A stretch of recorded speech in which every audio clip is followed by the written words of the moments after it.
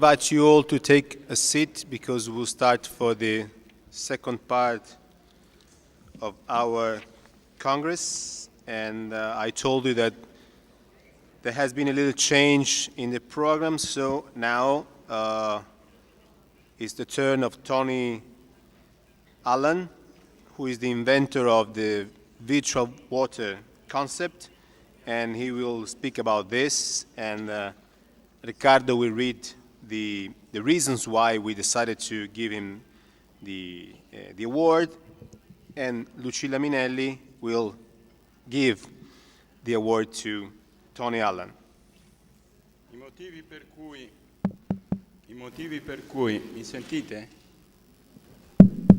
I motivi per cui il Monito del Giardino premia Tony Allen per il suo lavoro di ricerca da oltre 25 anni e per essere riuscito a attirare l'attenzione di politici e studiosi sull'importanza di misurare la quantità d'acqua che è necessaria a produrre, trasformare, preparare, confezionare, trasportare il cibo che una persona consuma nel corso di una giornata. Per aver compreso come far fronte alle molte questioni chiave con cui hanno a che fare coloro che decidono e applicano le politiche concernenti l'uso dell'acqua, risorsa scarsamente reperibile nelle zone aride come il Medio Oriente e il Nord Africa. In particolare per aver messo in evidenza il ruolo dei sistemi commerciali globali nel garantire cibo e acqua ai paesi più e meno sviluppati con carenza idrica. Per essere diventato, grazie all'elaborazione di questi concetti, un punto di riferimento per coloro che si occupano di regolamentare l'uso dell'acqua.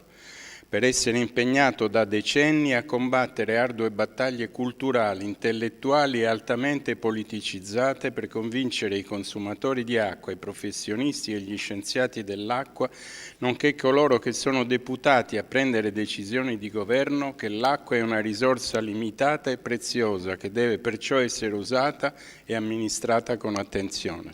Gli consegna il premio Lucilla Minelli dell'UNESCO International Hydrological Program.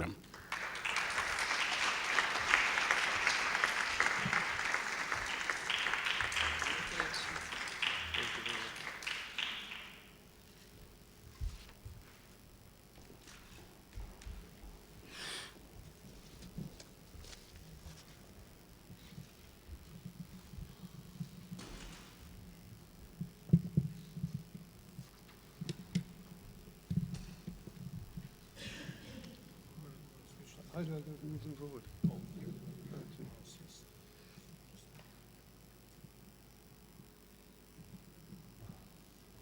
So I move them forward this way? Yeah. Okay. Or you just click. Yeah. Or click, which is click here. Yeah.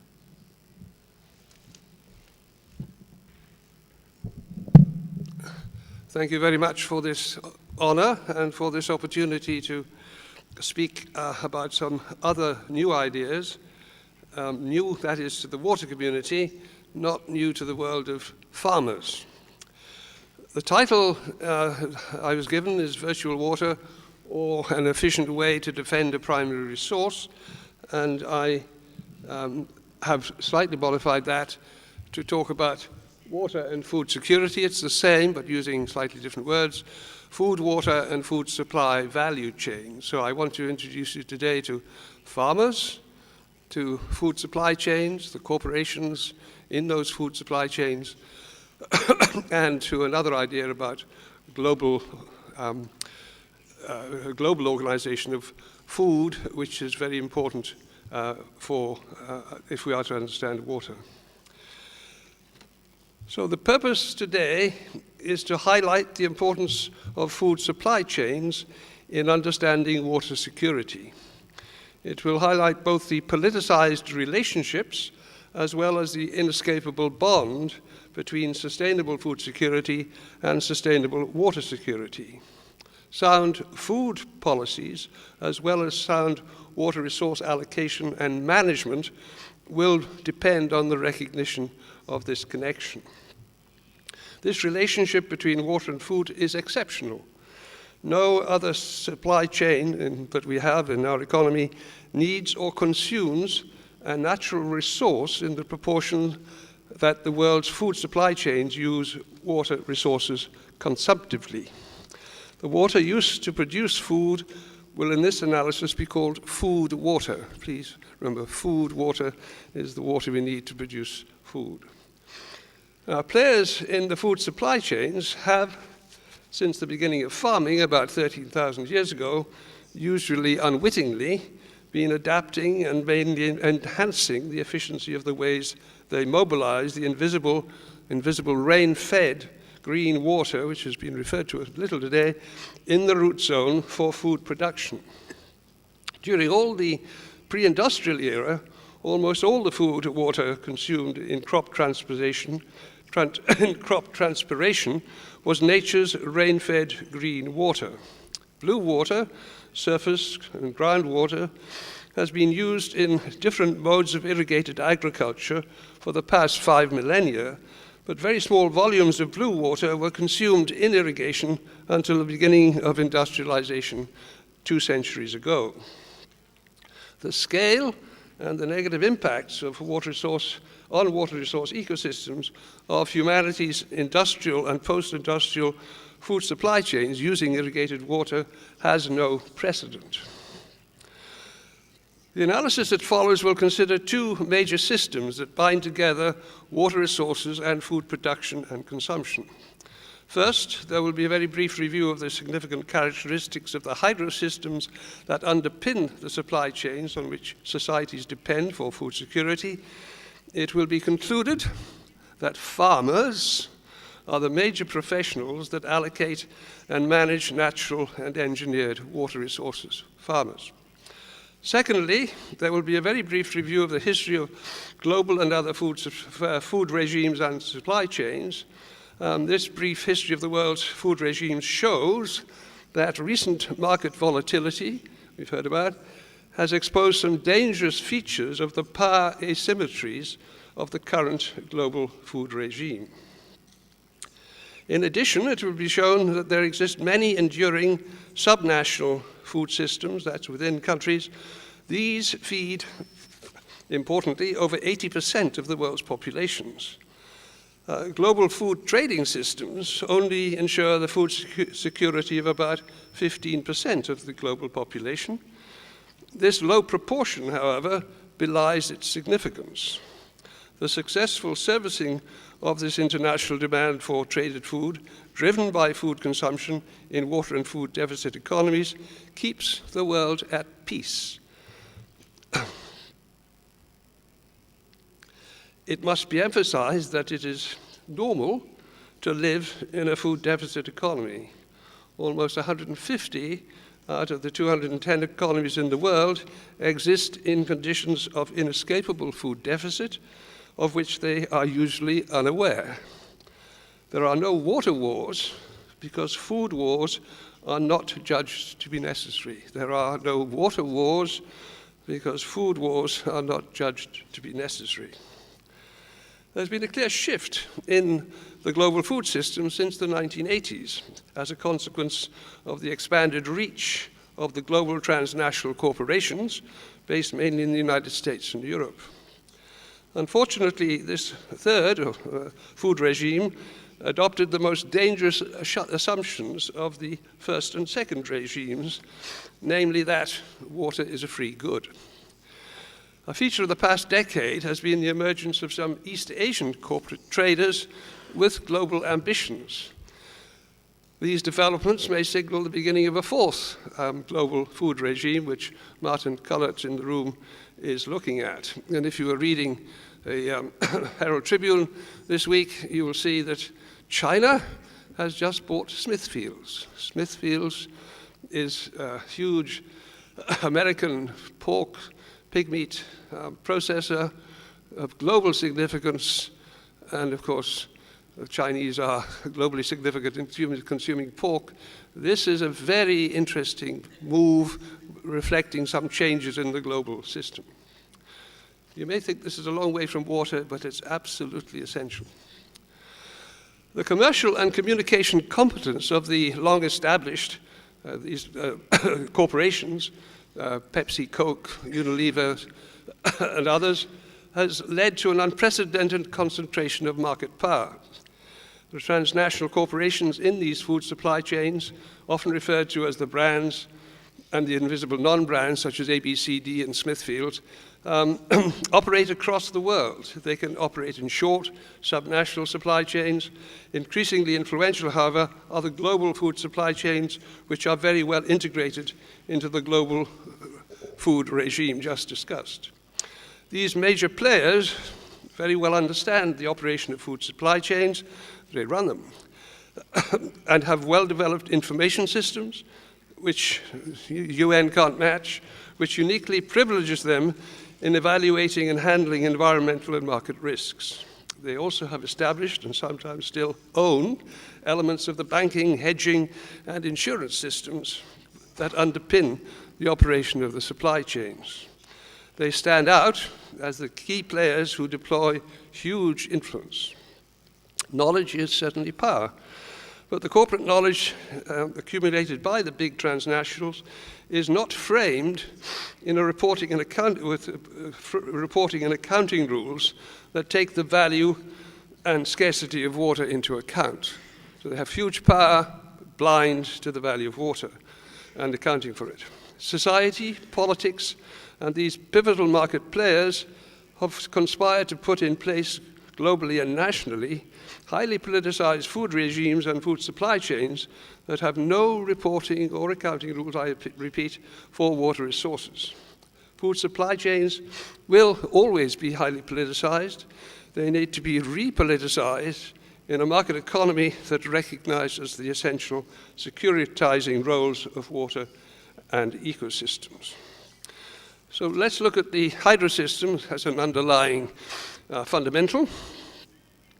Society, you and I, utilize about 90% of the water used by society in our food. We shall call this food water. The other approximately 10% is used by households and industry, just 10%. We shall call this municipal water non-food water. Of the massive proportion of natural green and blue water embedded in the world's food supply chains, 90% is used to produce food and fiber on farms by farmers. They use the water. Farmers are clearly where improved returns to water are delivered, and water ecosystems could be stewarded. The two types of water used by farmers are green and blue water. Globally, green water is the most important in terms of volume. About 80% of the food in global farming, I contradict some numbers given earlier, is produced with green water. Green water is the water that, during a cropping season, enabled by rainfall events, stays long enough in the root zone to meet the evaporative needs of a harvestable crop. The metrics of the volumes of water available and of water transpired are both very difficult to capture, unfortunately.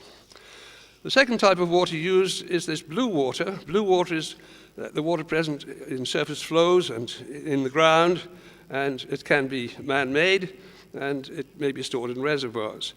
Secondly, it is the water in the groundwater aquifers. While the massive volumes of green water have always been ignored, blue water has generally been recognized as a vital resource, we've heard it mentioned a lot today, once developed, because it is evident. Blue water is tangible. It can be pumped by engineers. Economists can conceptualize values for it, but both engineers and economists have failed, in my view, to introduce concepts that move society, you and myself, and its food, water using food supply market chains to value or price even blue water, never mind green water. Society, you and I, choose to listen or not to economists.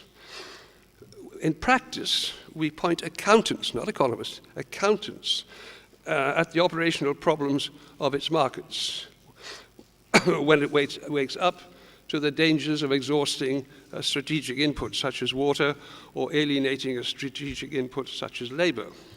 Food water is not yet a wake-up issue. Please take the message out. Despite blue water being evident and very widely revered, as we're going to discover from Aaron, and are very widely revered as a holy cultural presence, it has rarely been valued as an economic input. Its value is not figured until its availability has become scarce. Unfortunately, by then, it cannot be valued because water resource use has become integral to unalterable livelihoods. These livelihoods are seen by society and by those with them as unchangeable elements of an eternally politicized food economy. In the 2 centuries of industrialization since 1800, when society was being asked to address the first failure of capitalism, it was getting labor wrong, slavery and all that, unprecedented demands for water since that time have been imposed on the blue natural water ecosystems. These new water demands were mainly a consequence of the increase in the human population from about 1 billion to the current 7 billions. Fortunately, these 2 centuries of industrialization, less fortunately, have also been associated with extraordinary increases in the productivity of food water on farms. The increased returns to both blue and green water have been a consequence of farmers combining increasing volumes of diverse inputs progressively more efficiently. Farmers have done it, they've delivered. Farmers allocate and manage water resources more than any other profession. The main message of this presentation, therefore, is in relation to water resources and water resource security, is that we depend on farmers individually and collectively. We depend on them now and will do so increasingly in the future, as I shall emphasize. How they allocate and manage water will determine first whether there will be sustainable volumes of clean water to produce our food needs. Secondly, if society enables farmers to have viable farm livelihoods, they will in turn be able to determine whether the water ecosystem services will be well enough stewarded to ensure their long-term viability. This long-term eco-viability will, however, depend on you and myself, on society, recognizing the role of farmers as water managers and water stewards. It will determine whether we enjoy long-term socio-economic overall viability. So the next fundamentals are the food supply chains, which I'll run through very quickly. This section, this part of the analysis will identify the second political economy underlying fundamental that must be understood by society if it is to manage water resources sustainably. The second socio-political condition is shaped by these global food regimes I've talked about and by numerous other food supply chains developed by society. Both the long supply chains of the global food regime and those of the usually much shorter subnational food supply value chains are dynamic. They sometimes experience very volatile phases as a number of factors impact and transform these supply chains. Such a transformation has characterized the global nature and reach of the OECD long supply chain since 1989. It has strongly impacted some of the BRICS economies and has long impacted many other economies. It is necessary to understand these global food regimes and food supply chains more generally to grasp the significance of the collectively water resource blind forces that determine the way farmers manage water. The 1950 to 1980 global food regime was associated with a half-century of misleading declines in the global food commodity price, or prices. We've seen a period since 1990, I think it was the first date that was on any of the slides we've seen. If you go back to 1950, the price of food has been falling. Food gets cheaper because of these conditions that we're talking about. This trend, this decline in food prices was everywhere welcome, especially by the poor in all types of economy. Politicians responsible for meeting the food needs of the poor were especially keen on cheap food.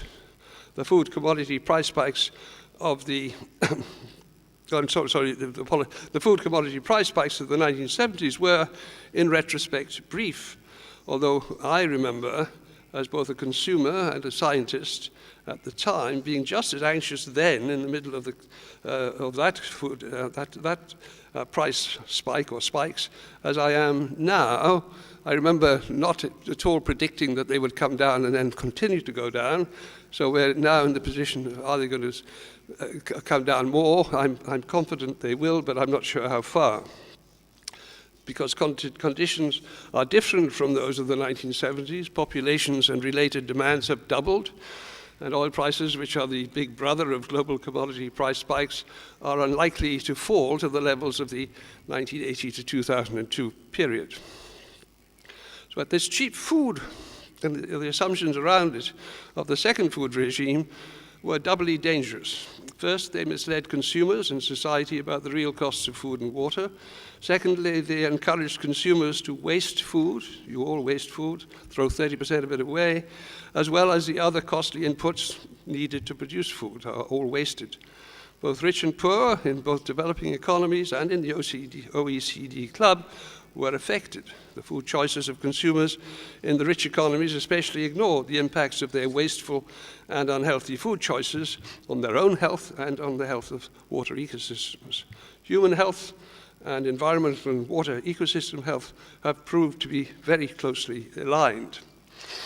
A number of the slightly good news is that a number of leading environmental NGOs kept pace, provided leadership and produced influential publications. WWF and the Water Resources Action Programme, RAP, produced excellent reports and have worked closely with the private sector, unlike the academy, to identify, and the NGO and the international agencies, to identify the hotspots and impacts of natural resource misuse.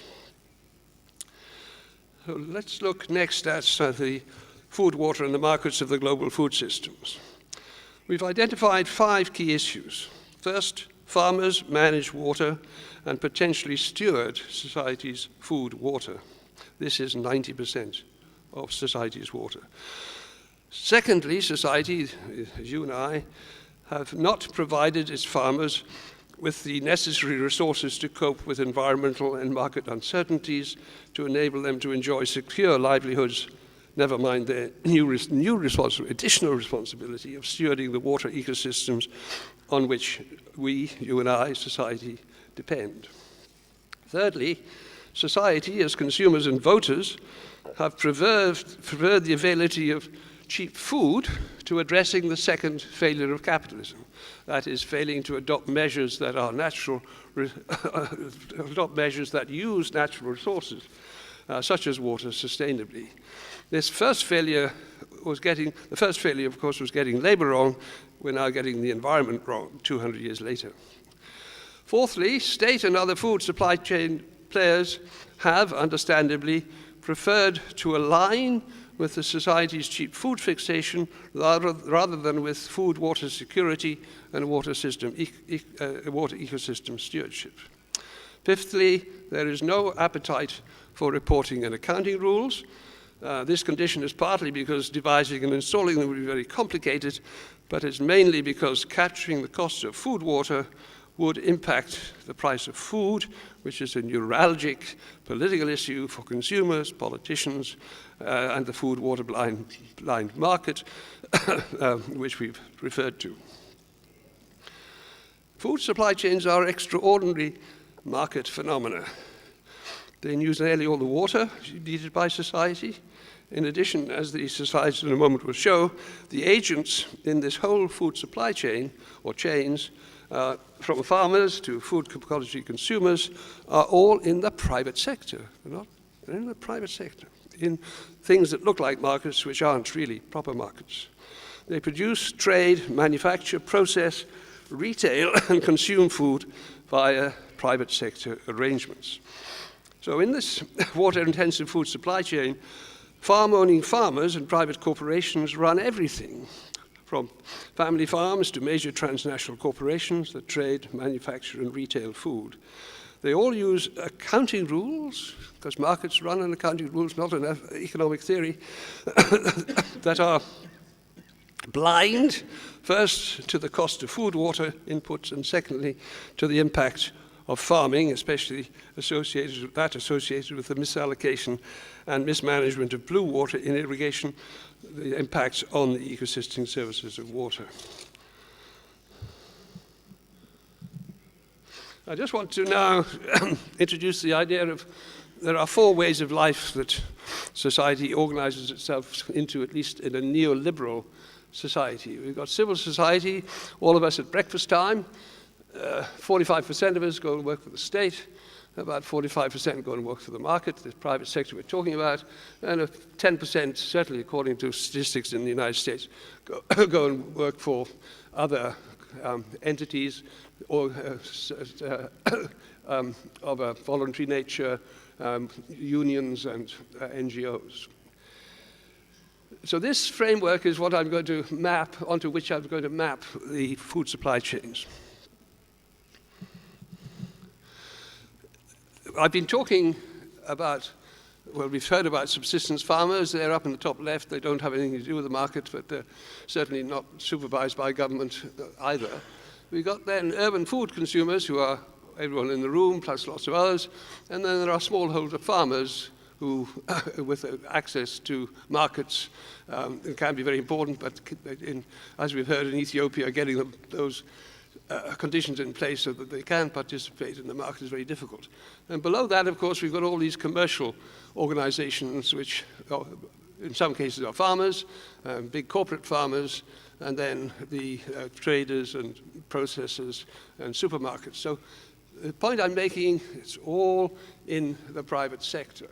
The public sector does play a role. I haven't got time to go into that today, but it obviously plays a role. So the slide illustrates the phenomenon that we're emphasizing here, that are water-intensive food supply chains are in the private sector. The agents who have long managed and still manage 90% of the natural green and blue water are on the left-hand side of the diagram. They exist in civil society, as I've explained.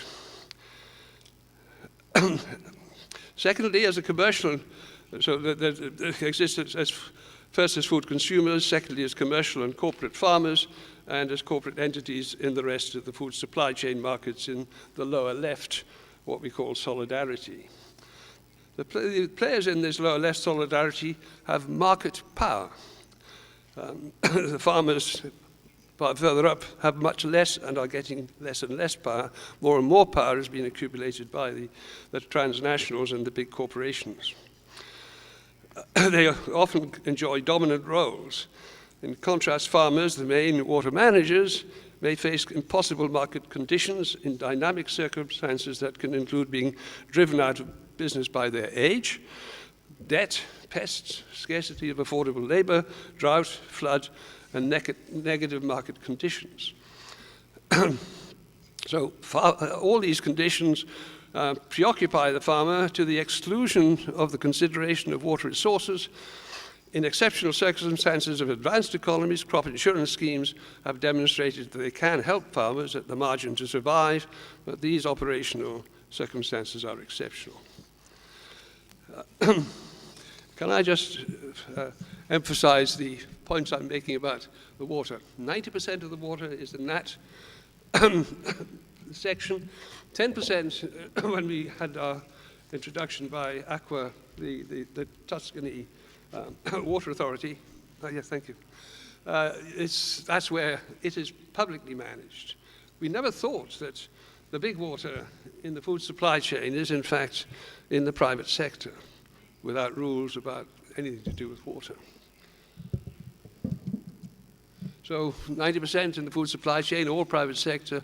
It thinks it's a market, but there are no water accounting rules, water value and externalities blind. In this case, 90% in the small water, for public consumption at home, is 90% managed by public sector, especially in Italy. That's a very big political issue, I know here.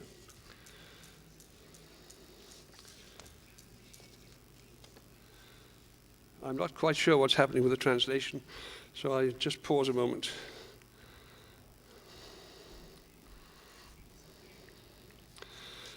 So just to mention the top right,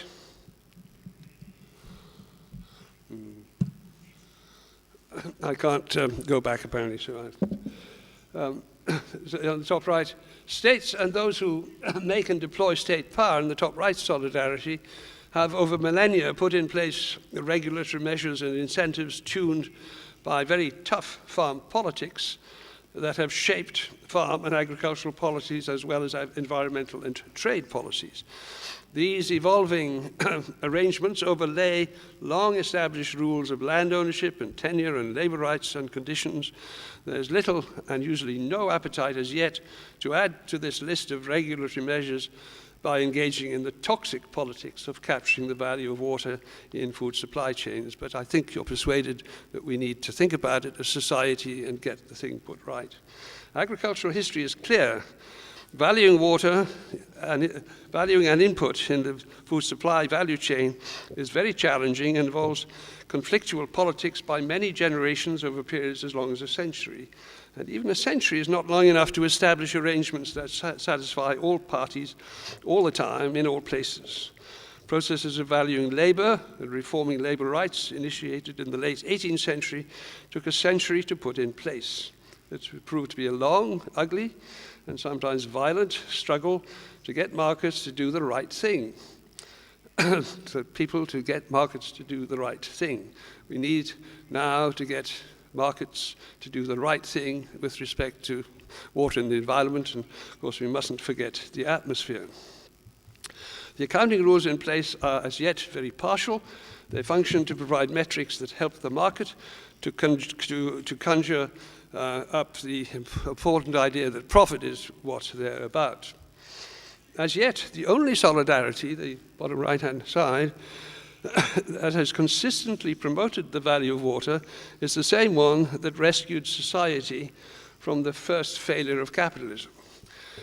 This solidarity is populated by civil movements, non-government organizations, trade unions, and other social entities. And you could put religion in there, as I sense that Aaron will in a moment. They are inspired by environmental ethics and principles of sustainability. These organizations serve as the moral compass of society and of their state institutions and their markets. A number of these international NGOs have played a pivotal role in promoting the arguments presented in this analysis. They have no state or market power, they only have advocacy. But they have been very effective in using the language of risk and drawing attention to the reputational risk of the corporations. So tinkering with, never mind confronting, any of the major alliances of the globalized state and market players is to engage with elemental global power relations. Big oil, big auto, big tobacco, big pharma, big armaments, big media, and big food all have some rather evident but many more non-transparent relations with the OECD economies.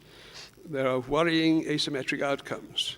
The global food regime and food supply chains that have been highlighted in this analysis are just another such arrangement of major significance to those responsible for other aspects of national and global security. So finally, the analysis has focused on the unheralded and unvalued 90% of water embedded in the world's food supply chains. It has especially highlighted the role of farmers, who manage 90% of the food water resources used to produce that food. It has shown that food consumers in society, you and I, are those and all those who operate its food supply chains have colluded in a water resource allocating and managing system which has assumed throughout that water for food production should be free and can certainly be ignored.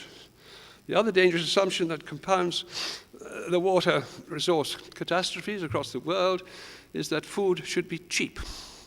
Governments want their poorest citizens to have access to cheap food. Private sector markets compete to provide it.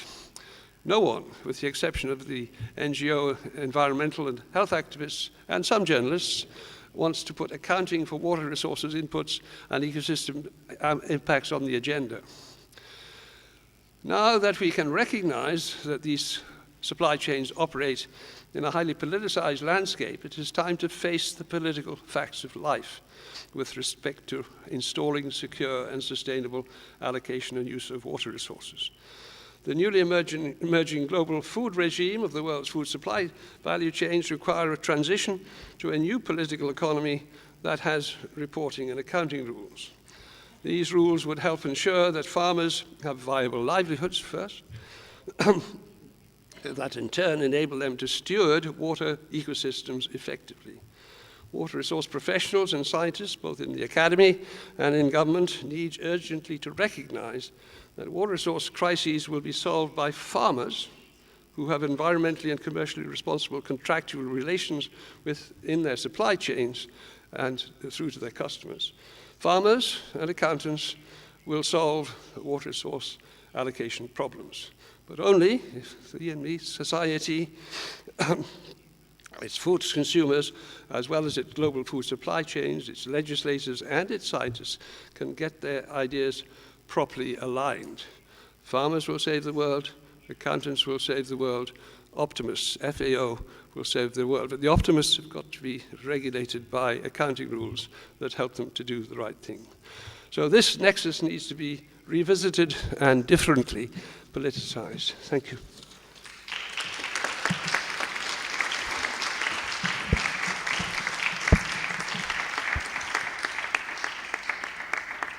Thank you very much to Dr. Allen for another very nice and inspiring presentation. And now it's the turn of Angela Morelli, and the award will be given by Marcello Antonini, who is the Chief Secretary of the Monito del Giardino and of the Bardini and Peyron Gardens Foundation.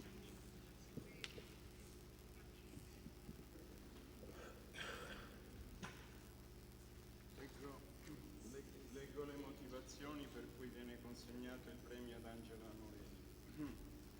Per aver messo al centro della sua missione come Communication Architect i temi centrali del mondo odierno, la sostenibilità dell'uso delle risorse primarie e conseguentemente la lotta per l'uguaglianza dei diritti dei popoli e contro la povertà, per aver puntato alla crescita della consapevolezza dell'uomo comune relativamente a un'emergenza planetaria come lo è la mancanza di acqua, dimostrando in ciò, oltre a qualità professionale e coraggio, una fiducia nel genere umano che troppo spesso manca in coloro che governano.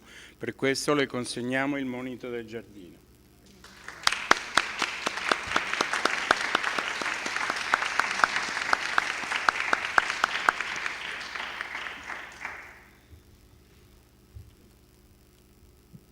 Vediamo se qualcuno ci aiuta a connetterci. Forse va staccato questo. Sì. Sta arrivando.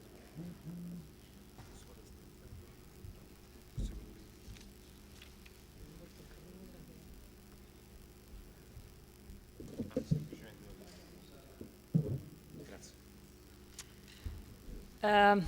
Due parole in inglese prima di cominciare. Before switching to Italian, I would love to say that I feel honored to be here among the extraordinary people that I've always looked at as a source of inspiration and as masters. I've not had the opportunity to give many talks and lectures in my own language in the past years, and I will enjoy that today, as I'm sure that nothing will get lost in translation. Buongiorno a tutti. Esattamente 6 anni fa salpavo per un viaggio che sarebbe durato molto più di quanto credessi. Quando mi chiedono di descrivere questo viaggio, di solito è questa l'immagine che scelgo. Io in una notte di ottobre del 2007, durante il Master in Information Design alla Central St. Martins di Londra, esausta dopo una delle tantissime nottate dedicate a fare ricerca per cercare di capire come comunicare ad un pubblico che di scienza dell'acqua potrebbe non sapere nulla, quello che gli scienziati dell'acqua studiano con dedizione. 6 anni fa decidevo infatti che il mio obiettivo sarebbe stato utilizzare l'information design per comunicare con tutta la chiarezza e la funzionalità a me possibili la verità scioccante che le ricerche del professor Tony Allen e del professor Oextra mi avevano rivelato. Il mondo ha sete perché ha fame. Essere qui mi riempie di gioia e vi ringrazio perché questo riconoscimento rappresenta un riconoscimento a quello che mi ha motivato in questi anni, a quello in cui ho creduto più di ogni altra cosa, l'importanza della scienza e soprattutto l'importanza di comunicare la scienza.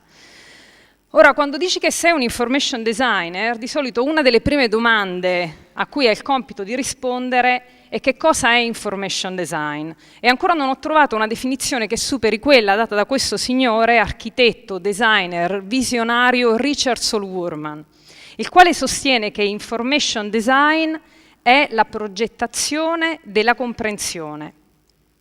Perché progettiamo comprensione? Progettiamo comprensione perché quella comprensione aiuti ad informare, a fare delle scelte, a prendere delle decisioni e ad agire. E se l'oggetto della comunicazione sono la scienza del cambiamento climatico o il nesso acqua, cibo ed energia o l'acqua virtuale o l'impronta idrica o l'uso delle risorse del pianeta, progettare comprensione affinché essa diventi azione e cambiamento è un'impresa non semplice. Un vecchio detto dice: puoi facilmente portare un cavallo nell'acqua, ma convincerlo a bere è tutta un'altra questione. Specialmente se il tuo obiettivo non è un sorso fugace, ma è una bevuta che permetta a lui di dissetarsi e a te di viaggiare per il resto del giorno. Il ponte tra capire ed agire è un ponte che va progettato e costruito con pazienza, conoscenza e volontà. In questi ultimi 7 anni ho imparato tanto su acqua virtuale e impronta idrica, ho imparato tanto sulla comunicazione della scienza, ho imparato quanto sia importante un solido dialogo con gli scienziati per una corretta comunicazione e senza quel dialogo non sarei qui oggi e per questo nutro una gratitudine immensa. Ho imparato che i numeri contengono incertezza ed errore, ma possono rivelare dei trend straordinari. Ho imparato come sia importante partire dai numeri, ma andare oltre i numeri, perché quei numeri sono contenitori di migliaia di storie. Più di tutto ho imparato come sia difficile ma possibile accendere la fiamma dell'interesse in chi ci ascolta. Ho imparato che comprendere è un processo alquanto complesso che coinvolge non solo la ragione, ma anche le emozioni e le percezioni. Ho imparato che la complessità della natura umana può minare la comprensione, anche quando sull'informazione comunicata c'è consenso scientifico, anche quando quella informazione è comunicata con chiarezza. In questi ultimi 7 anni di navigazione nel mondo dell'acqua virtuale ho collezionato insegnamenti preziosi legati non solo alla comunicazione dell'acqua virtuale, ma alla comunicazione della scienza in senso più ampio. Oggi vorrei condividere con voi 3 storie per me importanti. La morale di ciascuna storia è una tappa fondamentale attraverso il mio viaggio nella comunicazione della scienza dell'acqua.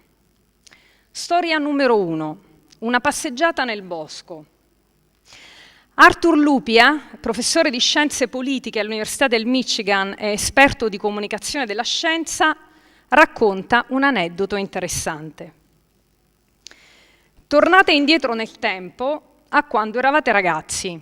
Immaginate che la vostra casa era vicinissima ad un immenso bosco. Ciascuno di voi spendeva tanto tempo in questo bosco a giocare ed esplorare e man mano che crescete e poi diventate adulti, nessuno metterebbe in dubbio la vostra conoscenza del bosco. Un giorno voi ed uno dei vostri più cari amici decidete di fare una camminata nel bosco e c'è una tempesta. Il vento è terribile, la pioggia e i tuoni sono forti a tal punto che per una ragione sconosciuta voi ed il vostro carissimo amico vi perdete. Voi conoscete il bosco benissimo e riuscite a ritrovare la strada e ad arrivare a casa, ma il vostro amico no. Il vostro amico è ancora lì, intrappolato da qualche parte. Dunque il vostro compito è mettere in salvo il vostro amico. Bene, in questa situazione penserete, chi meglio di me può mettere in salvo il mio amico? Dopotutto nessuno metterebbe in dubbio la mia conoscenza di questo bosco. Ma qui arriva il punto. Per mettere in salvo il vostro amico ci sono due cose che dovete sapere. Una è conoscere il bosco, una è sapere dove si trova il vostro amico. Perché vi ho raccontato questa storia? Perché spesso uno degli errori che si commettono, soprattutto quando si raggiunge una certa competenza ed esperienza su un determinato argomento, è di credere di sapere dove il nostro amico si trova. E allora è come urlare, fai 3 passi a sinistra, e il nostro amico sbatte violentemente contro un albero o cade nel fiume. Perché crediamo di sapere quale sia il suo punto di partenza, ma non sappiamo cosa i nostri amici vedono, non sappiamo dove sono. Dunque le indicazioni che offriamo, o il consiglio che vogliamo dare, la scienza che cerchiamo di comunicare, non fa click nella loro testa, perché non arriva ai nostri interlocutori. La morale di questa prima storia è che passione, esperienza, conoscenza non sono sufficienti per progettare comprensione. Il punto di partenza è sapere cosa il nostro target audience vede, conoscere a chi stiamo comunicando la nostra informazione e avvicinarci al nostro interlocutore sono punti imprescindibili al fine di comunicare con efficacia, attraverso la chiarezza, la bellezza, il senso di meraviglia, attraverso il giusto equilibrio tra immagini e parole. Storia numero 2. Pensieri lenti e veloci. Il professor Daniel Kahneman, Nobel in economia per il suo lavoro sull'economia comportamentale, titolare della cattedra di psicologia all'Università di Princeton, è autore di un libro popolarissimo, Pensieri lenti e veloci, in cui presenta il risultato di ricerche straordinarie. Ci dice che per parecchi decenni gli psicologi si sono interessati alle 2 modalità di pensiero che caratterizzano l'essere umano e che lui chiama in maniera fittizia sistema 1 e sistema 2. I 2 sistemi corrispondono a 2 diversi modi in cui le idee nascono nella nostra mente. Allora pensate a ciò che succede quando vi dico 2 più 2. Qualcosa si genera nella vostra mente. Pensate a ciò che succede quando vi dico 70 per 24. Quello che succede nel primo caso, 2 più 2, è assolutamente automatico. Non avete deciso di pensarlo, non ne avevate l'intenzione, è semplicemente successo. E questo processo assolutamente automatico fa capo al sistema 1. Quando sentite invece 70 per 24, probabilmente non avete nulla di chiaro nella vostra mente, ma riconoscete che è un problema di moltiplicazione. Sapete se potete risolverlo o no, dovete fare una scelta se risolverlo o no, probabilmente decidete di non risolverlo in questo momento perché mi state ascoltando, ma il punto è che se avete deciso di risolvere la moltiplicazione, quello è un atto voluto, è un atto intenzionale. Richiede un impegno, richiede un'azione mentale. Questo processo fa capo al sistema 2. Se vi chiedo di pensare a vostra madre, questo pensiero evoca automaticamente un'immagine o un'emozione. Questa emozione è istintiva, è sistema 1. Se siete un autista esperto, guidare è il più delle volte sistema 1. Evitare un ostacolo è sistema 1. Il sistema 1 produce il tipo di pensieri che chiamiamo intuitivi, come sentimenti o emozioni. Kahneman li chiama pensieri veloci, fast thinking. Leggere una mappa è sistema 2, compilare un modulo è sistema 2, la computazione, l'analisi, la ricerca sono sistema 2, sono tutti atti voluti ed intenzionali. Kahneman chiama questa modalità pensiero lento, slow thinking. Il professor Kahneman ci dimostra che quando pensiamo a noi stessi ci identifichiamo con il sistema 2, con il sé conscio e raziocinante che ha delle convinzioni, che opera delle scelte e decide cosa fare e cosa pensare. Ma quello che invece succede è che è l'istintivo e veloce sistema 1 alla guida per la maggior parte del tempo. È il sistema 1 che fornisce le impressioni che si trasformano nelle nostre convinzioni. È il sistema 1 a dare una tacita interpretazione di quello che accade intorno a noi e alla realtà intorno a noi. È il sistema 1 la fonte degli impulsi che spesso diventano le nostre scelte e le nostre azioni. Crediamo al sistema 1 e a quello che il sistema 1 ci racconta. Il sistema 1 è uno storytelling system, è un sistema che dà senso alla realtà attraverso delle storie. Storytelling è un modo di organizzare informazione e dati.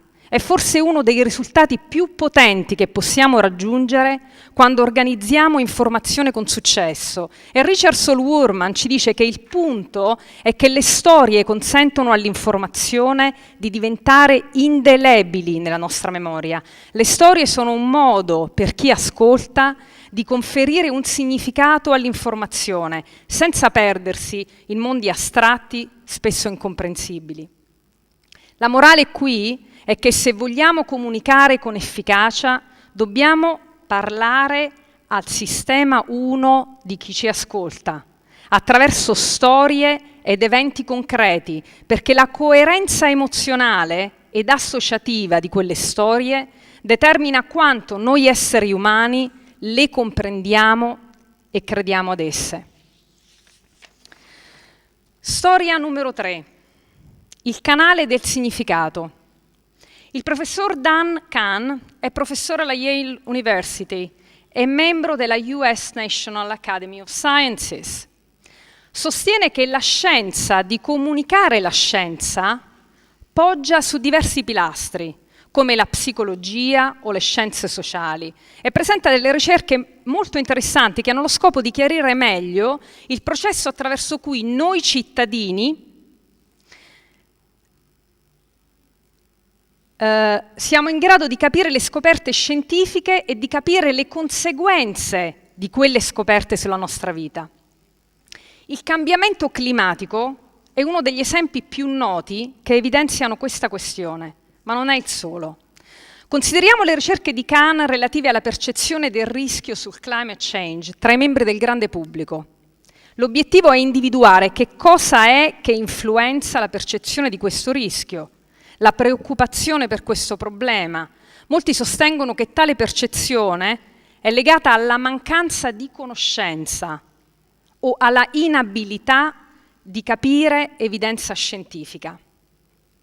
Ma Kahn ha condotto uno studio chiedendo ad un vasto campione di partecipanti quanto credi il climate change possa mettere a rischio la salute dell'uomo, la sicurezza, la prosperità, per testare quanto seriamente i partecipanti considerassero il climate change, per capire chi è più preoccupato, chi lo è meno, e per testare delle tesi che spieghino le risposte. Aiutiamoci con un grafico. Sull'asse verticale abbiamo il rischio percepito. Qui abbiamo una percezione del rischio pari a 0. Qui abbiamo un'alta percezione del rischio. Qui una bassa percezione del rischio. Sull'asse orizzontale abbiamo l'abilità di capire la scienza e di comprendere informazione quantitativa, dette anche science literacy o numeracy. Qui l'abilità di capire informazione scientifica è bassa, qui è alta.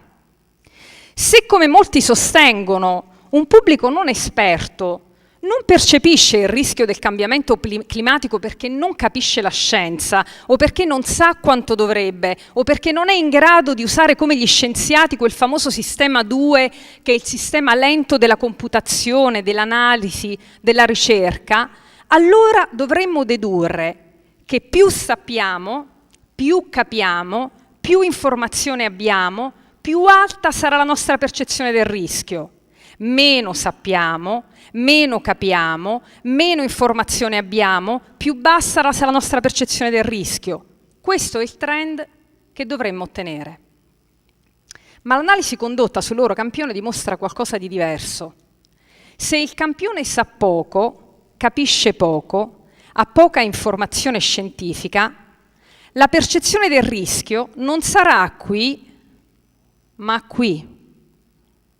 Se il campione sa molto, capisce molto, ha molta informazione scientifica, la percezione del rischio non sarà qui, ma qui. Dunque, anche se il campione è in grado di capire e processare informazione scientifica molto molto bene, la percezione del rischio non aumenta come ci aspetteremmo, ma addirittura diminuisce lievemente, va nella direzione inversa. La quantità di informazione e l'abilità di capirla non sono la ragione che spiega la preoccupazione e la percezione del rischio. Una delle fonti del problema è ciò che viene chiamato motivated reasoning, ragionamento motivato. Il ragionamento motivato si riferisce alla tendenza di noi esseri umani di far combaciare le nostre valutazioni relative ad informazione di ogni sorta con l'obiettivo parallelo di ottenere la risposta che vogliamo, quella di cui abbiamo bisogno, in base alla nostra appartenenza ad un certo gruppo. Ciascuno di noi è immerso in un network di gruppi sociali e l'appartenenza ad essi influenza il modo in cui percepiamo evidenza scientifica su temi come il cambiamento climatico o la crisi dell'acqua. Anche quando su quella evidenza c'è consenso scientifico, noi decidiamo di valutarla in base ai nostri parametri. Se questa evidenza scientifica entra in contrasto con la nostra appartenenza a questi gruppi, non importa quanto chiara e comprensibile sarà l'informazione, noi tenderemo a valutarla nel modo che ci consente di affermare e proteggere la nostra appartenenza al gruppo. Costruiremo la storia alla quale preferiamo credere. Ci sono diversi modi di valutare quali sono questi gruppi di appartenenza. In questo esperimento uno è stato guardare ai valori che regolano la vita di un individuo lungo alcune dimensioni. Una dimensione è quella dell'individualismo, un'altra dimensione è quella della gerarchia, quanto un individuo è più o meno orientato alla gerarchia nella società e nel lavoro. Riprendiamo il nostro grafico allora, con il risultato legato all'abilità di capire la scienza e vediamo cosa succede alla percezione del rischio se consideriamo una differenza, diciamo, culturale di valori. Il risultato qui è interessante. Persone che hanno una natura più individualistica e più orientata alla gerarchia tendono ad essere molto scettiche riguardo all'urgenza ambientale e hanno una bassa percezione del rischio. Persone che sono nell'area di maggiore egualitarismo tendono invece ad avere un'alta percezione del rischio. Quando misuriamo la percezione del rischio non sulla base della capacità di capire la scienza, ma sulla base dei valori di appartenenza del campione, scopriamo una polarizzazione fortissima. La ragione è che queste disposizioni rispecchiano in qualche modo il temere o meno restrizioni sul commercio, sulla tecnologia, sull'industria. Coloro che nel campione manifestano vicinanza alla gerarchia e all'individualismo sono anche molto timorosi di accettare il rischio del cambiamento climatico, perché hanno paura che questo possa significare restrizioni sul commercio, sulla tecnologia o sull'industria. Dunque tendono ad essere scettici verso l'informazione scientifica sul climate change e a non voler accettare la percezione del rischio. Viceversa, coloro che nel campione manifestano vicinanza a principi più egualitari e meno individualistici tendono ad accettare una maggiore percezione del rischio, essendo meno timorosi riguardo a restrizioni sul commercio, sulla tecnologia o sull'industria. Questi studi sono interessanti perché ci ricordano che io, Angela, sarò motivata a formare percezioni che possano combaciare con quelle che predominano nel mio gruppo di appartenenza. Il modo in cui comunichiamo, dunque, non può prescindere da come il nostro ascoltatore si relaziona agli altri nella società, da quali sono i valori di appartenenza. Non vinceremo mai e poi mai solo rovesciando addosso al pubblico informazione scientificamente corretta. Per progettare comprensione dobbiamo ricordare che abbiamo di fronte gruppi motivati dai loro valori e dai loro principi. Per progettare comprensione dobbiamo capire perché alcuni hanno delle posizioni che li faranno reagire con scetticismo e negazione.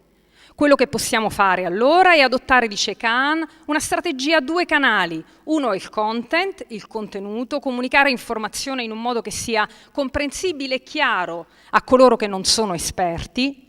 Il secondo canale è ciò che lui chiama meaning, significato. Ogni essere umano fa una valutazione velocissima, inconscia dell'informazione che riceve, valutando se questa informazione continuerà o no a connetterlo al suo gruppo di appartenenza e al sistema di valori in cui questo gruppo crede. Se il significato che questa informazione ha per chi la riceve non mette in pericolo il network sociale di appartenenza, il nostro interlocutore sarà più flessibile e disposto ad ascoltare. La morale di questa storia è l'importanza di comunicare attraverso il canale del significato, se vogliamo avere un impatto che investa tutta la società. Come? Facendo in modo che credere all'evidenza scientifica che presentiamo non voglia dire denigrare, non voglia dire denigrare il proprio modo di vivere per chi ascolta e per chi riceve quella informazione. Dunque le 3 storie, l'importanza di conoscere a fondo chi riceve l'informazione, l'importanza dello storytelling, l'importanza di comunicare attraverso il canale del significato, sono 3 punti importantissimi e la sfida va spinta oltre. Dobbiamo comunicare la sostenibilità allontanandoci dagli scenari minacciosi e apocalittici di distruzione e morte, perché la paura è il primo ostacolo alla non comprensione, al non ascolto, alla non azione. Dobbiamo invece trasformare la percezione del cambiamento di cui abbiamo bisogno da temuto a desiderabile, da minaccioso a meraviglioso. Dobbiamo sì comunicare con chiarezza, ma dobbiamo offrire gli strumenti che permettano ad 1, a 100, a milioni di persone che ci ascoltano di agire e trasformare quella informazione e comprensione in azione, facendosi protagonisti dello shift culturale di cui il pianeta ha bisogno. Queste sono le sfide più grandi e la buona notizia è che questo è possibile perché il nostro cervello è un network, ogni cellula del nostro corpo è un network, l'organismo è un network, le città sono network, internet è un network che consente al pianeta una interconnessione senza precedenti e questa interconnessione consente alle idee di potersi diffondere così rapidamente che la dimensione del cambiamento dal basso può essere straordinaria. Quando avremo capito che ogni singolo individuo, in ogni comunità, in ogni parte del mondo può ugualmente contribuire alla soluzione del problema, ognuno sentirà il desiderio di essere autore del cambiamento. Ma dobbiamo attivare i canali giusti, dobbiamo progettare il desiderio di agire, dobbiamo fare in modo che ogni cittadino, ogni politico, ogni scienziato, ogni governo senta la stessa urgenza e la traduca in azione, e non per un atto di benevolenza nei confronti del pianeta, ma perché il progresso, la tecnologia, l'economia, la nostra stessa felicità dipendono dalle risorse del pianeta. Grazie.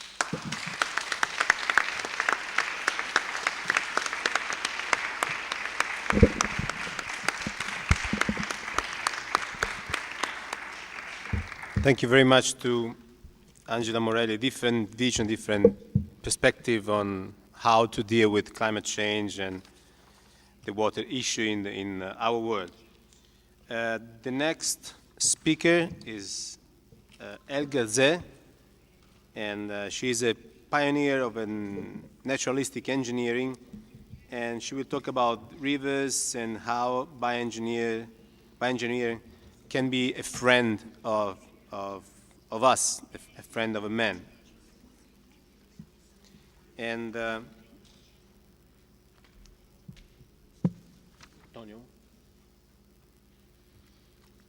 Riccardo Moni will read the reasons of...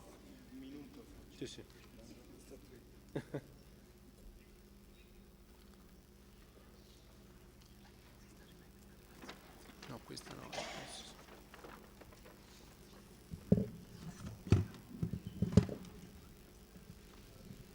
And Giannozzo Pucci will give the award to... Giannozzo Pucci consegni la statuetta.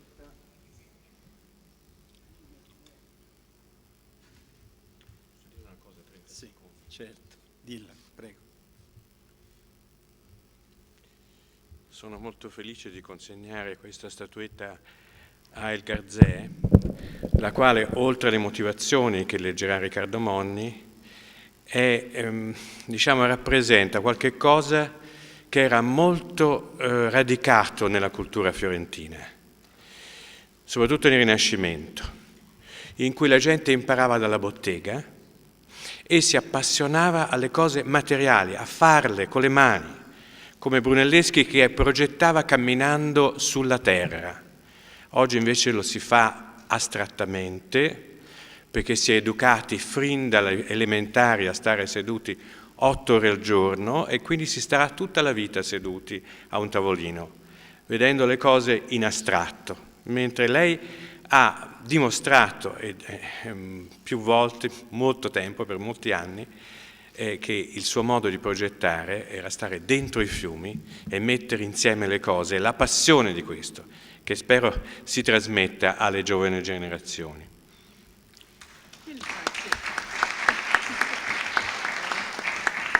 Le motivazioni per cui El Garzè riceve il premio Il Monito del Giardino sono queste: per avere rilanciato in Europa la cultura dell'ingegneria naturalistica, dando nuovo vigore teorico e pratico alla scuola di George Strele, Ugo Maynard e Richard Bruckner, per avere teorizzato e insegnato l'impianto ai margini dei fiumi di alberi e cespugli in grado di formare radici intrecciate sommerse che frenano la velocità dell'acqua e riducono l'erosione, per aver sostenuto la costruzione di aree di espansione oltre gli argini naturali dei fiumi, di sponde a varie pendenze e di palificazioni con materiali naturali antierosivi. Per questo riceve il premio.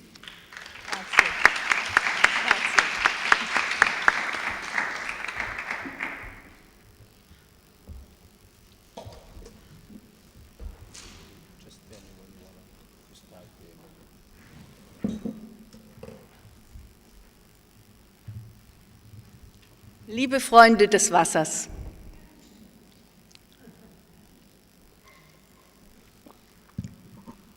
ich bedanke mich bei euch allen für die Verleihung dieser Ehre, hier diesen Preis zu empfangen. Ich bedanke mich vor allem bei Florenz dafür. Ich möchte ein bisschen etwas sprechen über die Flüsse und wir.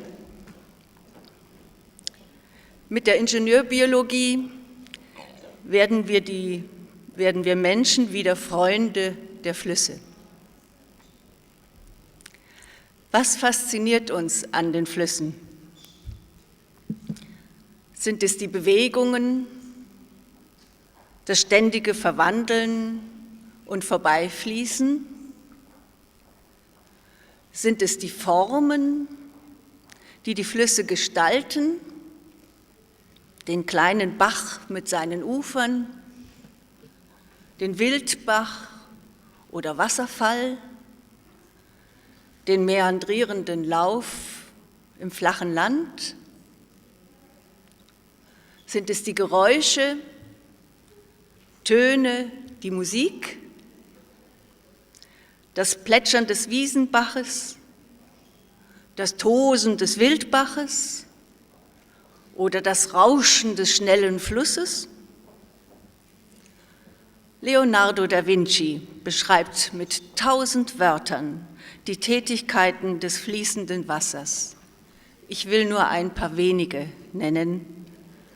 Gewässer fließen, sie rauschen, sie murmeln, sie eilen munter, sie drängen heftig, sie drehen, fallen, stürzen herab, sie steigen, strudeln, branden, stauen, sie kreisen, sie wirbeln, sie toben, sie wüten, sie drängen, sie höhlen aus, sie überschwemmen, sie gleiten, sie rieseln und so weiter. Und was haben Ingenieure in den vergangenen Jahrhunderten in Europa aus den Flüssen gemacht?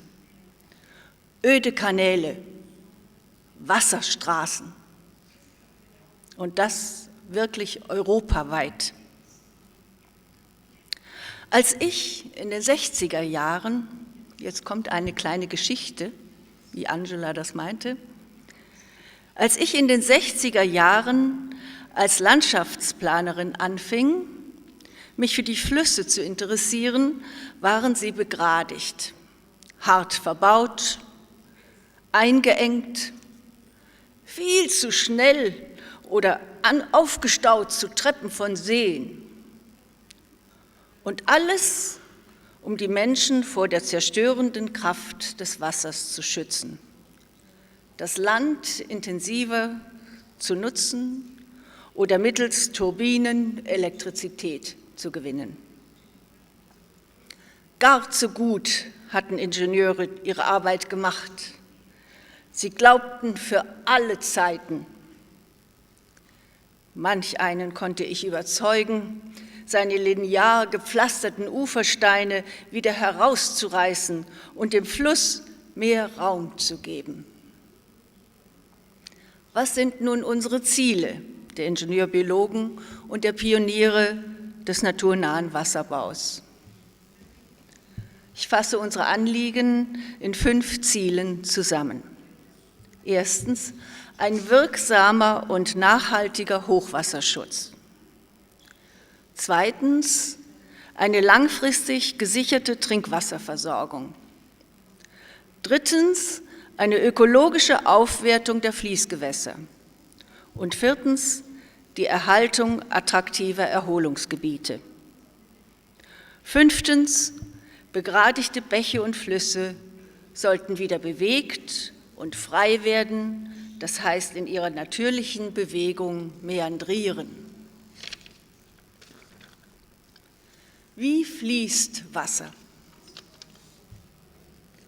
Nie will Wasser geradeaus fließen, sondern sich stets in einem dem Gefälle entsprechenden, pendelnden Lauf. Bei den steileren Bächen kommt es zu Aufweitungen und Einengungen. Flüsse im flachen Land meandrieren. Sie fließen mal nach rechts und mal nach links. Der Abstand zwischen den Kurven kann immer kleiner werden, bis der Mäander schließlich durchbricht und ein Altarm entsteht. Und das ganze Pendeln dann wieder von vorne anfängt. An den Prallufern tieft sich der Fluss ein und an den Gleitufern wird er immer flacher und landet mitgebrachtes Material an. Im Längsgefälle entsteht eine sich um die eigene Achse drehende Wasserwalze, die das Wasser von unten nach oben bringt und umgekehrt. Stets arbeitet das Wasser an seinen Ufern. Am Prallufer trägt es ab, am Gleitufer verfüllt es, immer pendelnd talwärts weiter wandernd. Nie sind Sohle oder Ufer stabil. Deshalb war es ein großer Irrtum früherer Wasserbauingenieure, die Ufer mit großen Steinen oder Beton zu stabilisieren. Fließgewässer gestalten ihr Bett selbst und suchen sich ihr Baumaterial in den Landschaften, durch die sie fließen. Sie nehmen sich Steine und Sand und lagern sie dahin um, wo sie darüber plätschern können. Sie ziehen Pflanzen an ihre Ufer. Samen keimen im angespülten Sand und entwickeln sich zu Hochstaudenfluren oder Weidengebüschen.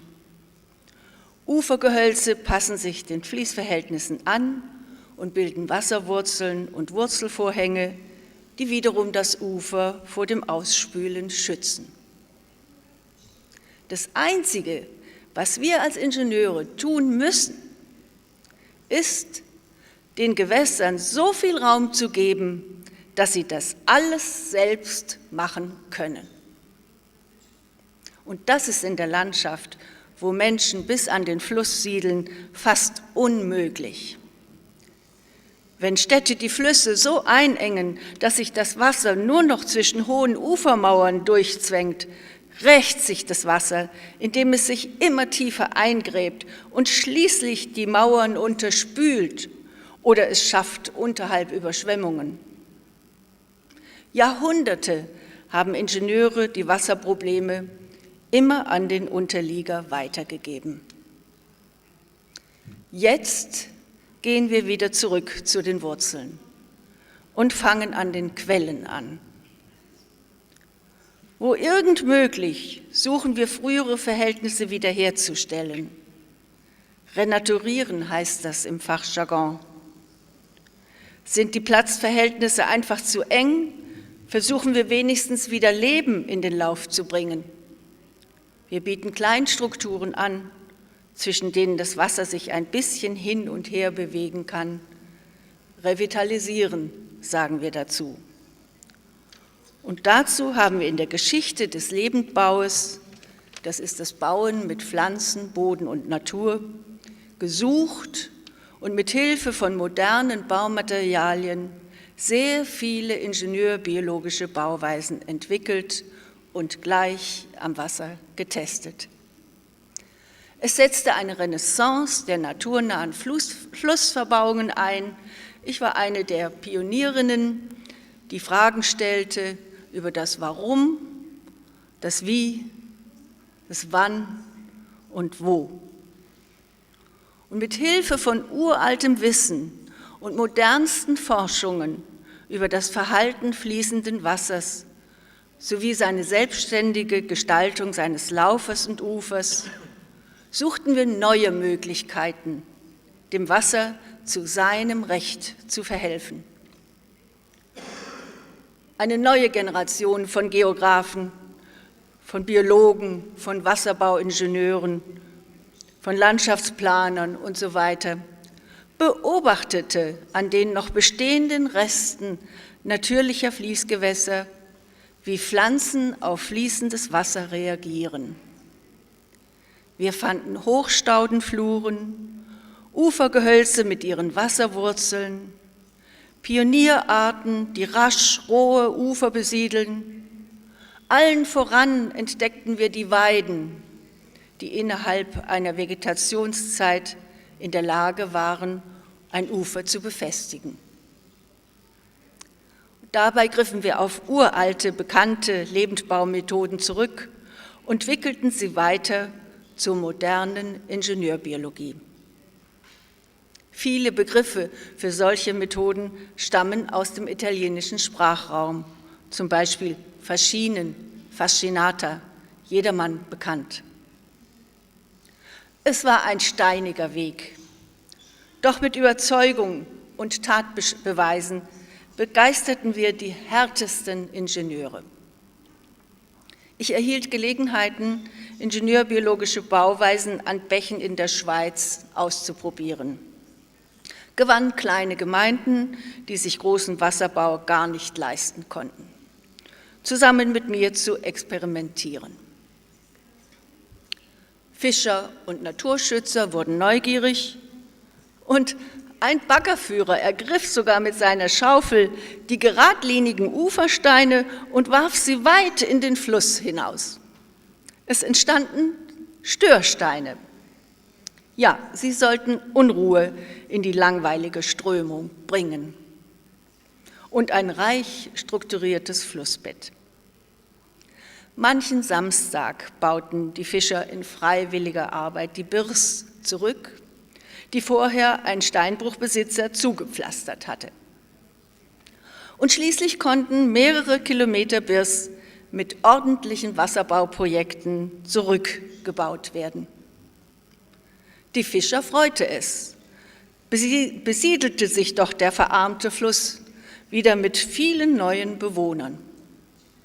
Die Uferlandschaft wurde vielfältiger und lockte auch andere Anwohner zur Erholung an den Fluss.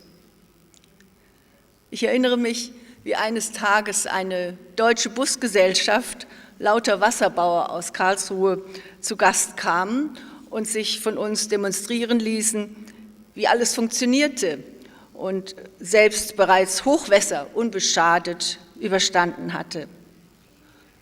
Daraufhin wurde ich dann eingeladen, an der Enz in Pforzheim in Baden-Württemberg anlässlich einer Landesgartenschau 4 Kilometer Enz wieder zu beleben, mitten in der Stadt von Pforzheim.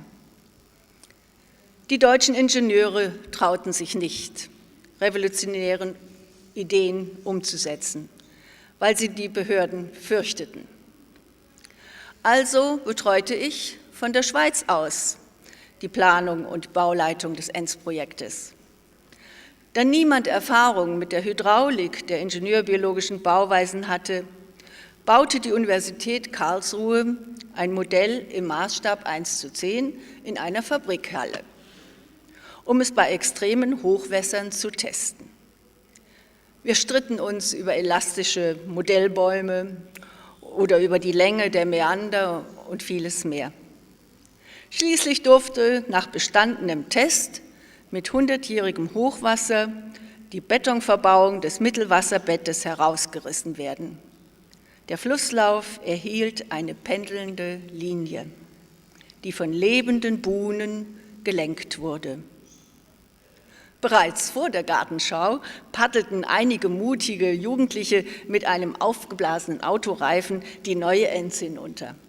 Es war wirklich ein rechter Erfolg, der Auftakt zum naturnahen Wasserbau in Baden-Württemberg.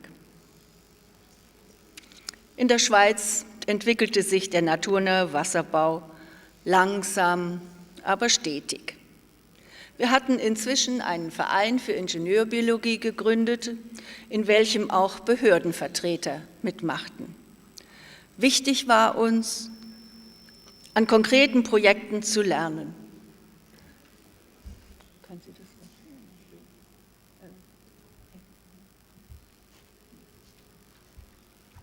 So verbrachte ich viel Zeit.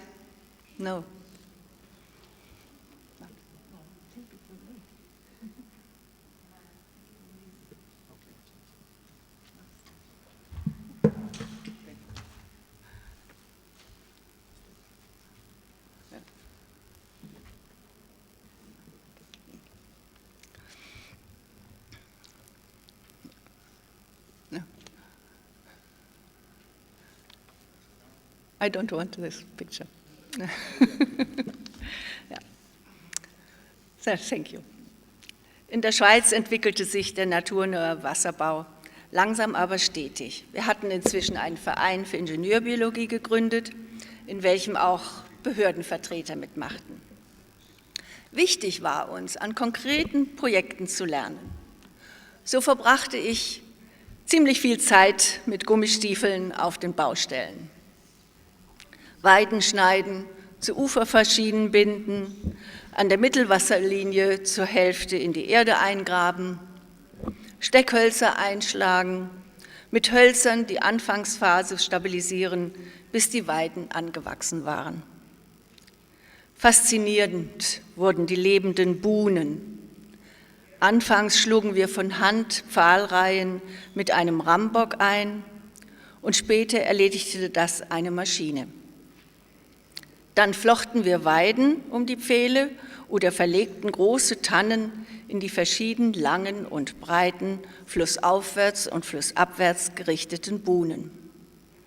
Was hatten wir für eine Freude an den Wasserwirbeln, am Buhnenkopf und an den Buchten, wo sich Sand anlagerte und damit eine Vielfalt von Kleinlebewesen einstellte.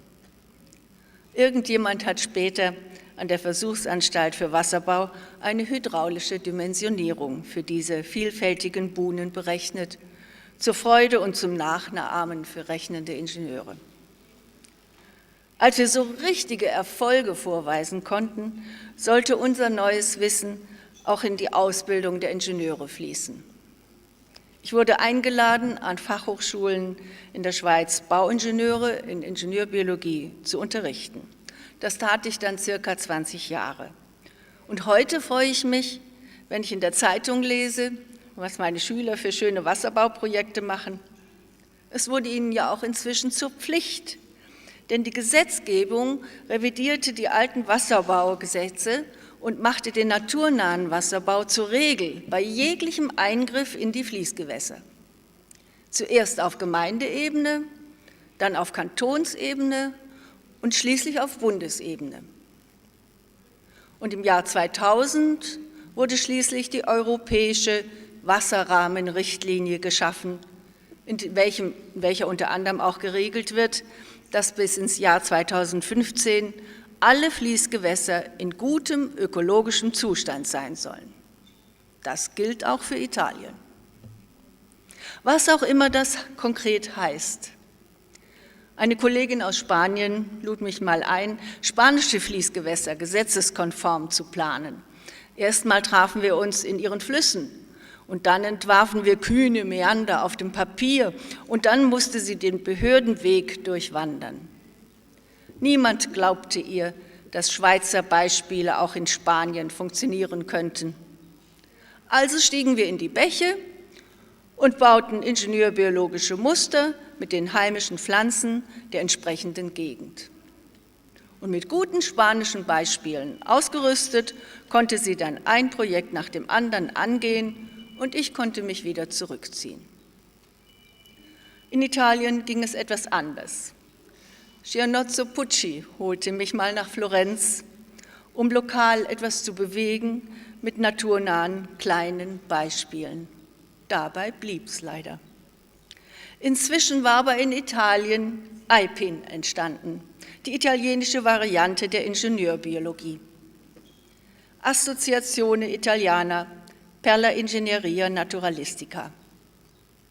Ihr Initiant Giuliano Sauli schaffte es bis ins Umweltdepartement in Rom. Zahlreiche Veranstaltungen und Ausbildungen folgten. Ich erinnere mich, als ich einmal eine italienische Gruppe durch die Schweiz führte, wie engagiert und wissbegierig sie alle ökologischen Ideen aufnahmen und sich nicht davor scheuten, selbst ins Wasser zu steigen, um Weiden zu verankern und Kokosmatten zu befestigen. Sauli hat viele Beispiele in Italien geschaffen, bis hinunter nach Sizilien. Er berichtete oft an unseren Tagungen in Deutschland, in Österreich und der Schweiz. Inzwischen war die Ingenieurbiologie hochschulfein geworden. In Wien an der Hochschule für Bodenkultur wurde ein Schüler von Hugo Meinrad Schichtel, der aus Südtirol stammende Florin Florinet, der erste Professor für Ingenieurbiologie. Es folgten Berufungen an deutschen Universitäten. Die Sache hatte sich etabliert.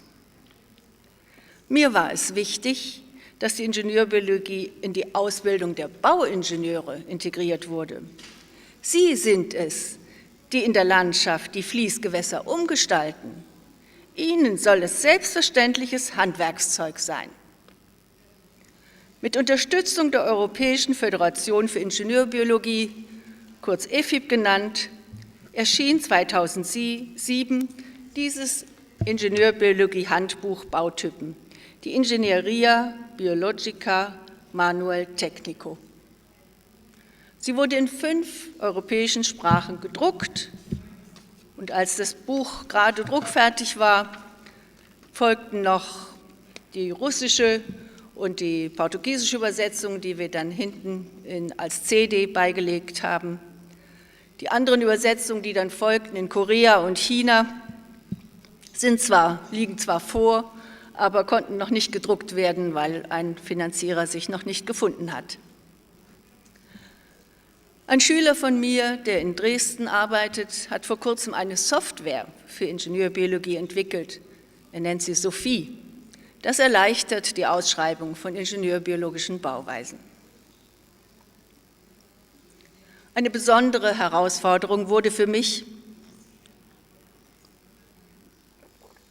Rivalitäten zwischen verschiedenen Fachvertretern abzubauen. So waren Naturschützer oder Liebhaber seltener Arten oft anderer Meinung als Fischer. Oder die Interessen für Trinkwassergewinnung überwogen die Interessen der Wasserkraftwerke. Hochwasserschäden von 1999 und von 2005 und vielleicht auch das jetzige in den letzten Tagen haben das Umdenken und Umschwenken erleichtert. Millionenbeträge wurden in den Wasserbau investiert und werden es wohl auch in Zukunft. Unter anderem in das Rhone-Projekt im Kanton Wallis, das von der Quelle bis zur Mündung in den Genfersee naturnah umgebaut werden soll. Ein umfangreiches Gesetzesregelwerk sorgt inzwischen in der Schweiz für Interessenabwägungen, wobei oberste Maxime das Einvernehmen des Menschen mit dem Wasser bleiben sollte. Oder mit den Worten unseres Titels: Freunde der Flüsse werden. Als ich noch vor 30 Jahren am Fluss in meinem Heimatkanton Bern an der Aare erste Versuche unternahm, einen Altarm wieder zu öffnen, verschwanden ganz schnell meine Entwürfe in den Schubladen der Behörden. Doch die Zeit war reif für neue Ideen. Heute freue ich mich, dass ein Altarm nach dem anderen wieder geöffnet wird, Betonverbauungen durch Buhnen ersetzt werden, besonnte Badestrände entstehen, viele Weiden spontan keimen und neue Ufergehölze heranwachsen. Auf einer Strecke von 30 Kilometern zwischen Thun und Bern wurden 25 Projekte erarbeitet, die zukünftige Wasserbauingenieure mehr als eine Generation beschäftigen werden, um der Aare einen naturnahen Lauf zurückzugeben. Und darüber möchte ich Ihnen jetzt den Film zeigen, Aarewasser, 4 Minuten, einen Ausschnitt aus dem Film Nachhaltiger Hochwasserschutz im Aaretal. Now, we can start. Yeah.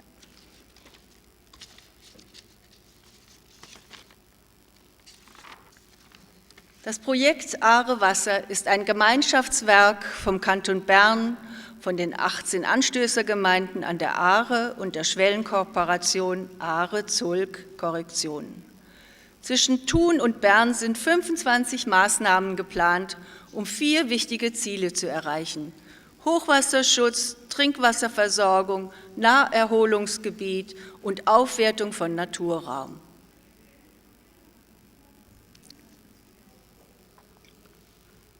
Die Hunzigenau in der Gemeinde Rubigen gibt einen Eindruck, wie die Aarerlandschaft einmal aussehen könnte. 2006 ist dort ein Damm zum Schutz für die Autobahn gebaut worden und gleichzeitig die Aare verbreitert worden.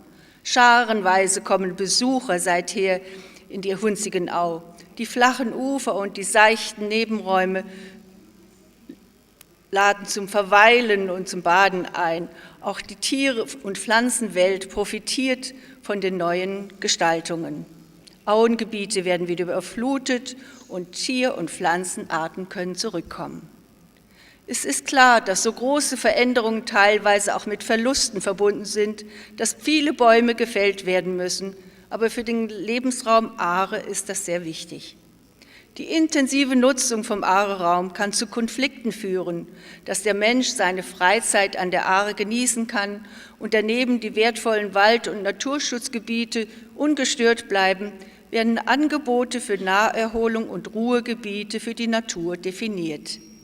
Nur wenn alle Beteiligten und Betroffenen aufeinander zugehen, können die 4 Hauptziele Hochwasserschutz, Trinkwasserversorgung, Naherholung und Ökologie erreicht werden.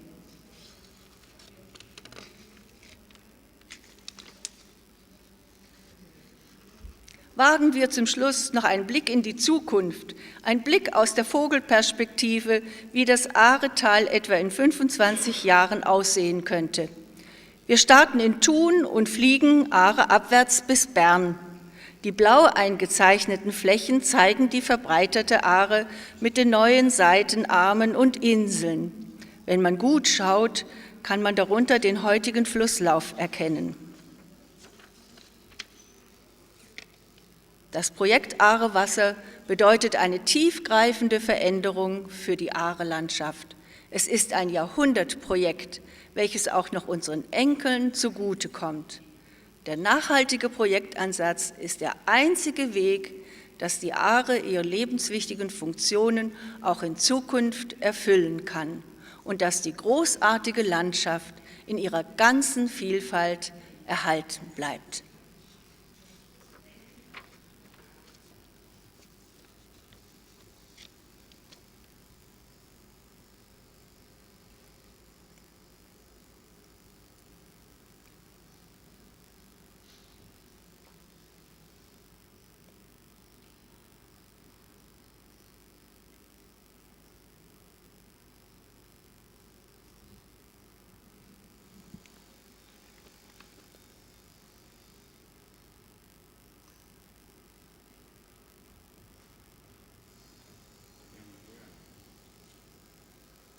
Stop.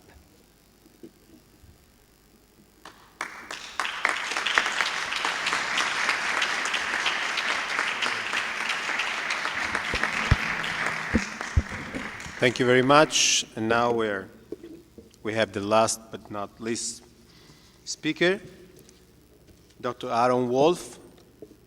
And the award will be given by the president of the Bardini and Peyron Gardens Foundation. Riccardo Moni will read the reasons why we chose Aaron Wolf for the Monito del Giardino award this year.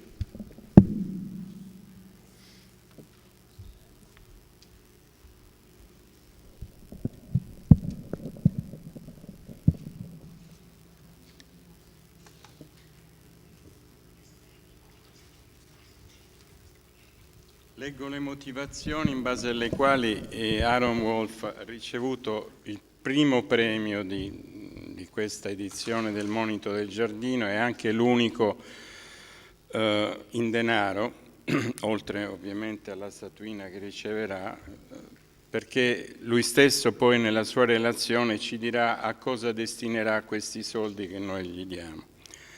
Le motivazioni sono queste. Aaron Wolf è un professore di geografia, ma soprattutto un intelligente e sensibile mediatore nelle più delicate vertenze. Due professioni che egli fonde insieme nel suo impegno volto alla risoluzione del conflitto arabo-israeliano, nonché in numerose dispute in corso nell'Europa centrale, nel sud-est asiatico e in Africa. Da anni Wolf indaga le dinamiche dei conflitti legati all'acqua e la loro risoluzione, sia a livello locale sia internazionale. Lo fa esplorando i vari aspetti che confluiscono nella formazione dei contrasti e nella loro gestione per arrivare a soluzioni alternative e pacifiche delle controversie grazie alla partecipazione delle popolazioni e alle capacità istituzionali. Prende il premio per la tutela dell'equilibrio naturale e il miglioramento della qualità della vita delle popolazioni locali, che sono considerate da Wolf le armi migliori per risolvere le controversie fra coloro che condividono lo stesso ambiente, traendone alimento e lavoro. Per questi motivi, al fine di sostenere in primo luogo i progetti destinati a fare dell'acqua un elemento di pace nei conflitti, la giuria ha scelto di destinare 15.000 euro del primo premio del Monito del Giardino per l'edizione 2013 ad Aaron Wolf. La consegna simbolica del Presidente Michele Grimini. E qui c'è una busta.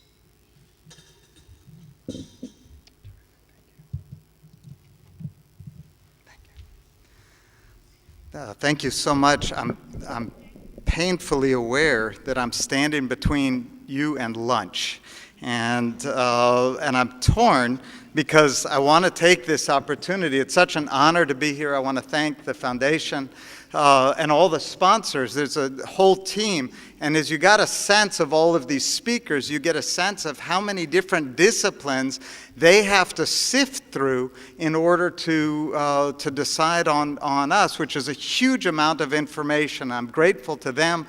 I'm grateful that I'm here with my colleagues and peers. As always, I learn a huge amount. But I have to say, Florence is special. I would love to say this looks exactly like my university, and Florence looks exactly like Corvallis, Oregon.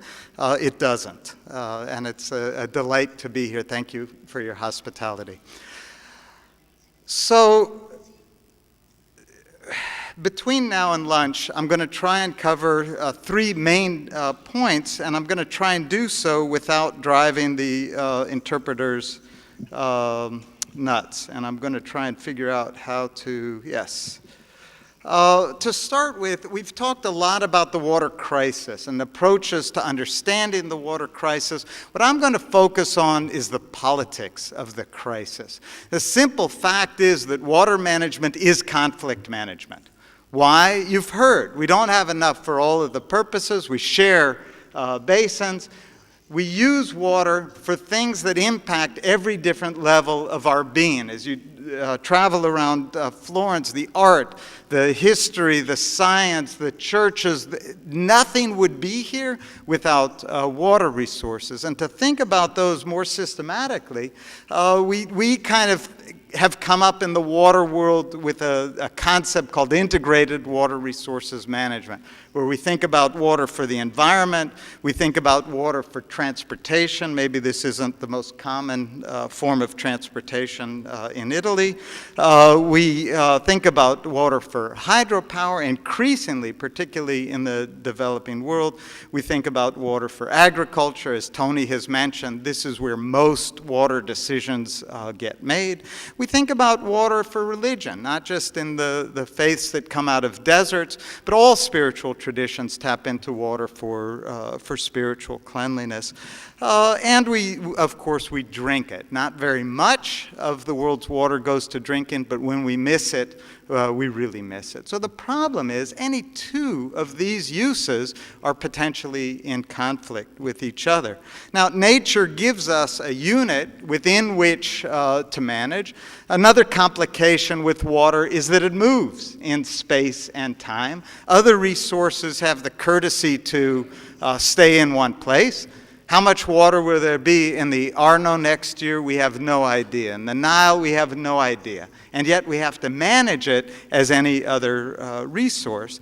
And the unit that nature gives us from any ridge, I suspect we're fairly close to the water, to the catchment here, from any ridge to the stream. If we look down on this view, this is what water people call a watershed in the US or a catchment in British English. This is how water people see the world. Everything's connected to everything else: surface water, groundwater, quality, quantity. It's all one unit, and what is stressed are the things that bring us together. The rest of the world doesn't agree.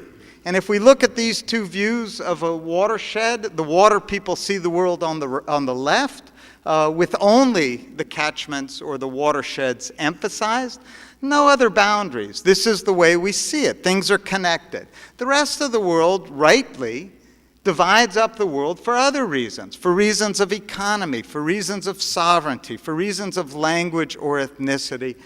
This is the way the rest of the world sees it. The boundaries that separate us are superimposed on a unit that unites us. This, in the world of international or shared waters, this is our conundrum. How do we balance the management needs of the unit on the left with the very real political, economic, social needs of the units on the right? This is the problem in a nutshell. And I want to go back. When I first got involved in this world, people were really focusing on a couple of case studies and talking about the potential for conflict. They would focus on the Indus, shared between India and Pakistan. We know they don't like each other very much. The Ganges, shared between India, Bangladesh. We were told about the Tigris-Euphrates, where armies had actually been mobilized on the Syria-Iraq border in 1979. We heard about the Aral Basin, where there's water conflict moving in one direction, natural gas conflict moving in the other. And the two that were big news at the time were these two. The Nile, that we heard from Simon about this morning, at the time 10, now 11 riparian countries. And at the time, in the early 1990s, they were talking about war between Egypt and Ethiopia. Unfortunately, they're talking about it again. Just yesterday, the headlines were that some Egyptian politicians were trying to urge Morsi to attack one of the dams that Simon talked about. Unfortunately, they didn't realize that the microphone in the room was on as they were urging this discussion. So it's, again, a basin to watch. And, of course, the Jordan Basin, shared between Israelis and Arabs. Everywhere there's a boundary conflict. There's also a water conflict. And the dominant theme at the time was this. A number of famous people said some version of fierce competition for fresh water may well become a source of conflict and wars in the future. Everybody was saying this except for Tony Allen, who quietly was saying it really isn't happening, and the reason is because of virtual water. At the time, it hadn't bubbled up into the dominant paradigm that it is now. This, at the time, in the early 1990s, was the dominant paradigm. The wars of the 21st century will be about water. Well, I also am trained as a scientist, and my question really was, this is a pretty profound prognosis. Wars will be about something. What do we know? What are the evidence? What are the assumptions? What data do we have to make such profound projections into the future? And it turns out that we didn't actually know very much. The map, I was grateful to see Pasquale's use of a version of this map. We made this. It took 3 years to find out a simple number. How many international basins are there in the world? It turns out we've updated now. It's 276 international basins, half the land surface of the Earth. 80% of fresh water originates in basins that are shared by 2 or more countries. So it turns out that N, if you will, is big. We were hearing about 6. What's happening in the other 270? We had no idea. It's only taken another 20 years before this map was produced by UNESCO, and a wonderful program. I want to take a moment for a UNESCO commercial here. If anybody, if they weren't a sponsor of this award, they would win this prize. Is UNESCO for the IHP, the International Hydrology Program, the PCCP program. They're doing more than any other international agency, specifically around the politics of shared waters and approaching data. So now we're in a race trying to figure out who has more numbers, whether it's the surface water basins or the groundwater aquifers, and every time they find more, it's about the same number. Every time they find more in Paris, I send my students out to try and dig up a couple more surface water basins just so we don't fall behind. The other thing that people weren't asking, people were talking about conflict. People were talking if there's a spectrum of things that countries can do, from be conflictive to doing nothing, to cooperating. There was no literature at all at the time on any alternatives besides conflict. There are these 6 basins, they hate each other, they're running out of water. Nothing at all about countries that did nothing, or maybe countries that cooperated. So as a scientist, I started to do what scientists do best, which is collect stuff and count them.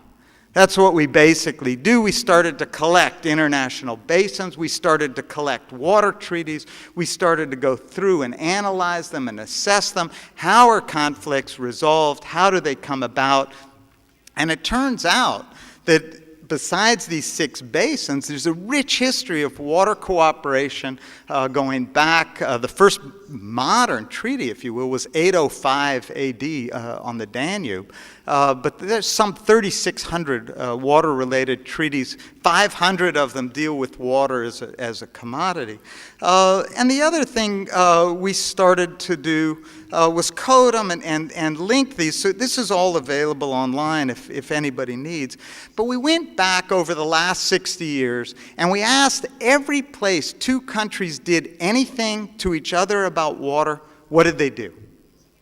What did they do? And we captured it and coded it, where it was, what the issue was, how intense it was along this spectrum from conflict to cooperation. And here the story started to get a little bit more nuanced. If you look here, this is some 1,800 events in the last 60 years on this spectrum from cooperation to conflict. And here, if you look on the right side of the graph, it turns out that 2/3 of the time we do anything about water internationally, we cooperate. This story was not being told at the time. 2/3 of the time we do anything, it's cooperate. Now, these are the same people that people were talking about conflict. This is Israelis and Arabs, Indians and Pakistanis, Azeris and Armenians, Northern Californians and Southern Californians, if you will, people who really have adamant discord or even conflict over other issues, turn out to cooperate on water, often in secret, often implicitly. On the conflict side, this -1 and -2 shows that 80% of conflict is verbal conflict. This is two groups of people talking about conflict. It's journalists and politicians, almost entirely. Journalists and politicians talk about conflict, how the wars of the 21st century will be about water. Water people almost never say this. And this is interesting. We understand why politicians and journalists do it. Politicians usually are not even speaking to the neighbor. They're speaking to their own constituents. And they don't mean we're going to go to war. They mean vote for me in November. We get this. So we look at the actual evidence of violence. It's here. 38 cases in the last 60 years of cross-border violence between states. 27 of these are between Israelis and Arabs, which is interesting because the last shot fired specifically over water between Israelis and Arabs was in 1970. 1970. Which means you take the worst case scenario. Israelis and Arabs, I don't know if you know, don't have a lot of love for each other.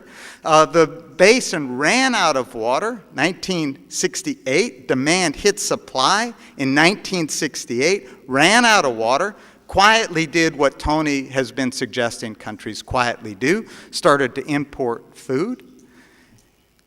The entire 40 years since, immigration, economies growing, standards of living growing, all the things that make our water situation worse are happening in a profound rate in this basin in the absence of violence between countries. Now the story gets interesting, and as Tony mentioned, there's been no wars in the last 60 years. There's one water war between countries over water on record that was 4,500 years ago between the city-states of Lagash and Umma, which brings us to this next myth. Well, everything's okay.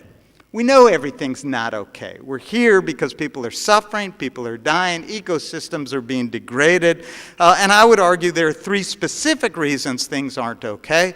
One is the time it takes to go from unilateral development to cooperation.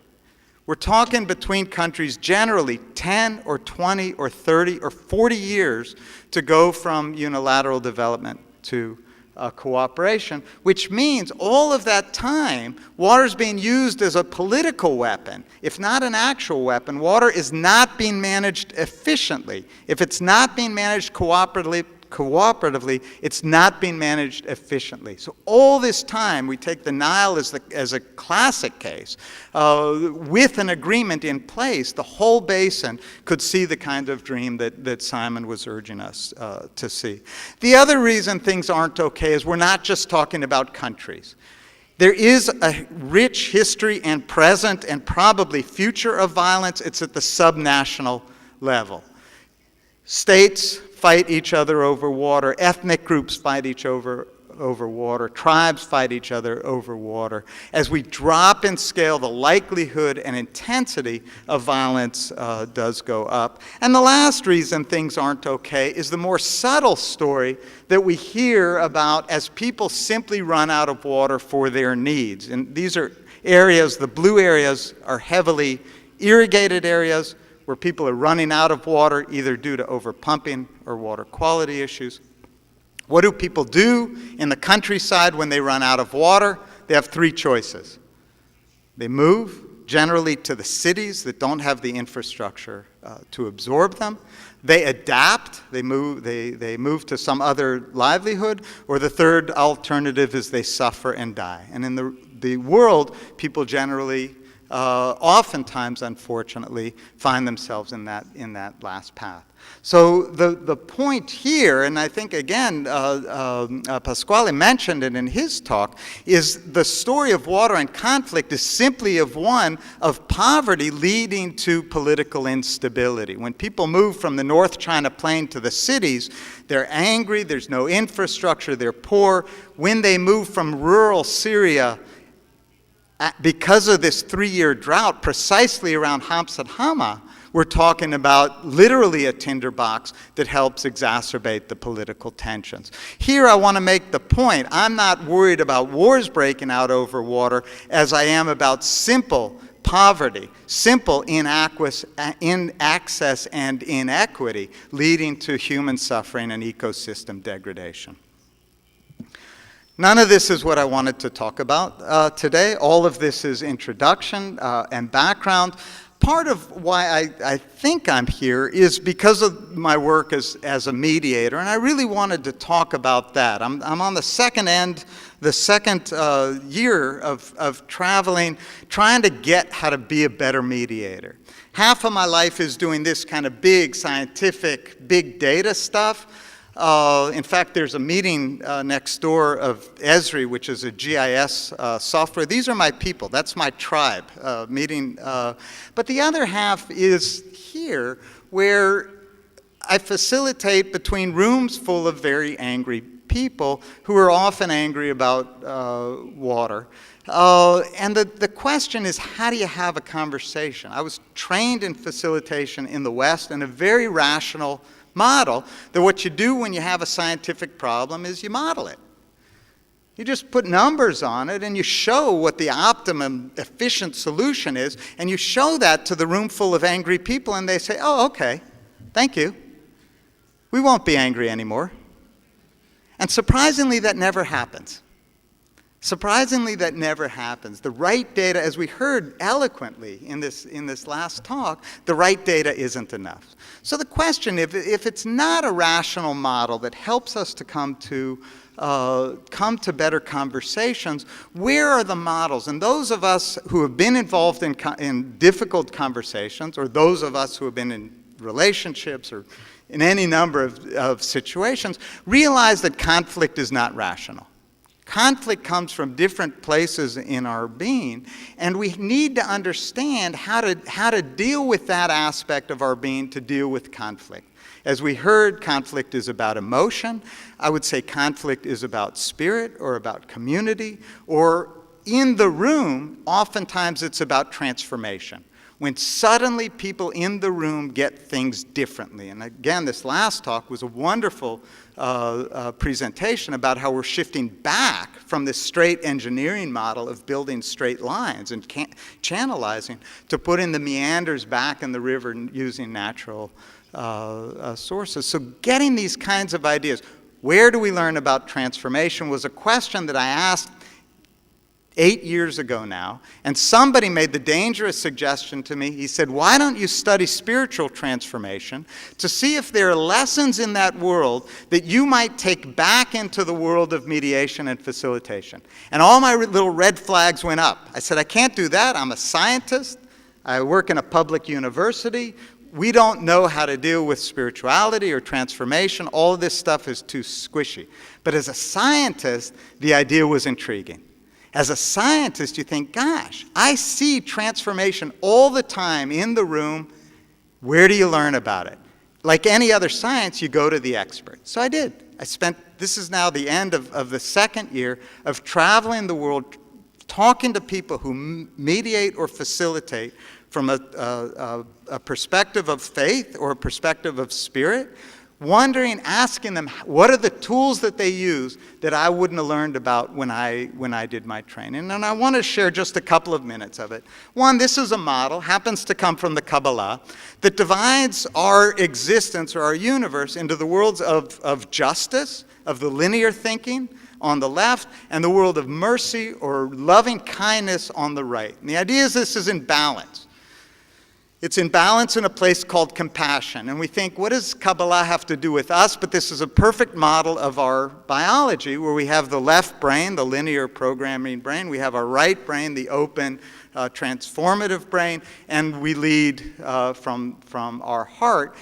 And this is a nice model for conflict resolution, because in the West, we're so focused on the justice side.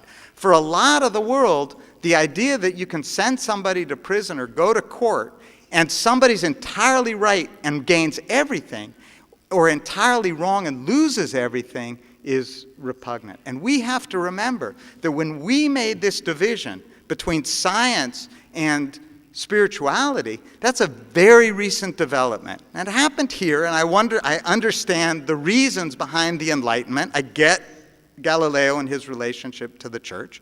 This is a wonderful place to think about it. But we have to remember that when we separated out the worlds of rationality from spirituality, only we did it. This was only a model introduced in North Europe and North America, and it's only 200 years old. In the rest of the world, there is not this division. And so when we have conversations in the rest of the world, this model, for example, I was talking to a Buddhist monk about it, and I said, do you have anything like this? From Buddhism, I know about openness and loving kindness. He said, well, we use this. I don't know if you've ever seen this. It's a Taoist symbol, self and other, the same relationship. I was just in India wondering if the same thing exists. Of course, in Christianity, we know that trio as the Trinity. These are Father, Son, and Holy Spirit are precisely those three. And there is a Christian Kabbalah that makes that explicit. In India, Shiva has a third eye, the eye of wisdom. The left eye is the eye of justice, the right eye is the eye of love, and his third eye here at the place of intuition. My point is this: when we have the conversations, the models that we use are not universal. This is a Middle East concept of a ceremony of forgiveness. When somebody does something wrong, there's a formal ceremony about how the community is restored. And this wonderful concept, Giardino, resolution of a conflict that involves no humiliation. When we go and do the work of conflict resolution, we have to remember that the rest of the world thinks deeply about things like community, about faith, about honor, and about spirit. These are not things we're comfortable talking about in the West, and we have to precisely because of this. This is water-related aid going around the world, and with this aid comes our Western metrics for success. We say you can have this money, primarily from North America and Europe. You can have this money. Here's how you'll measure success with this money. These are the things that are legitimate to measure.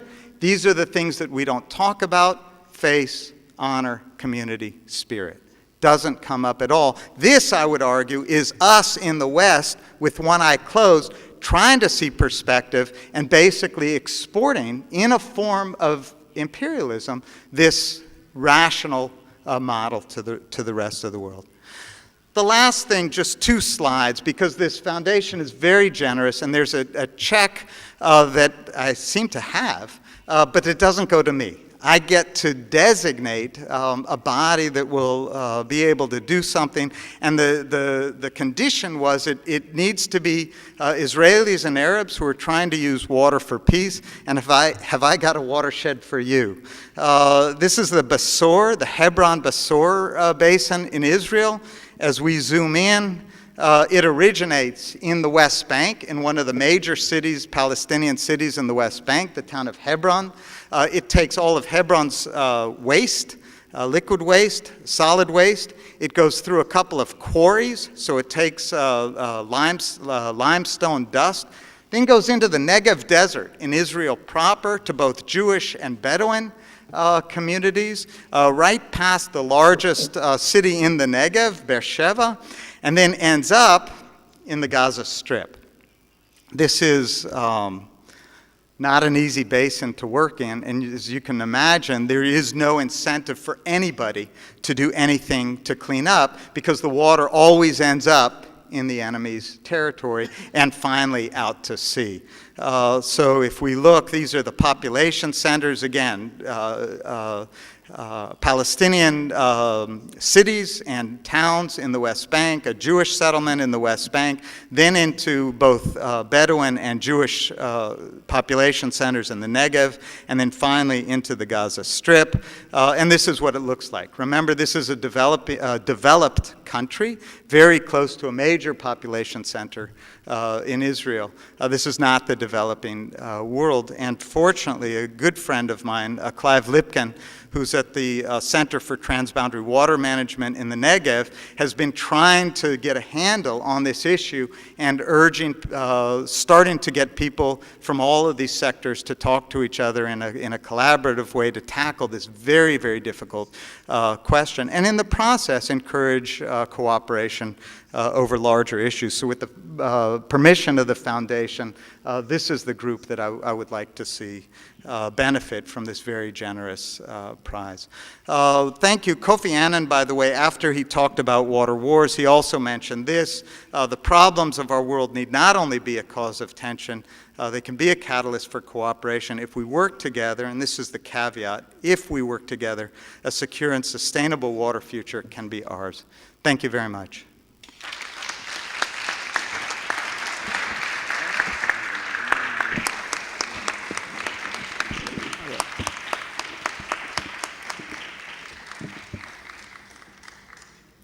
I would like to thank you all the speakers. They did a fantastic job, very nice presentation. Unfortunately, it's very late, so there is no time for questions.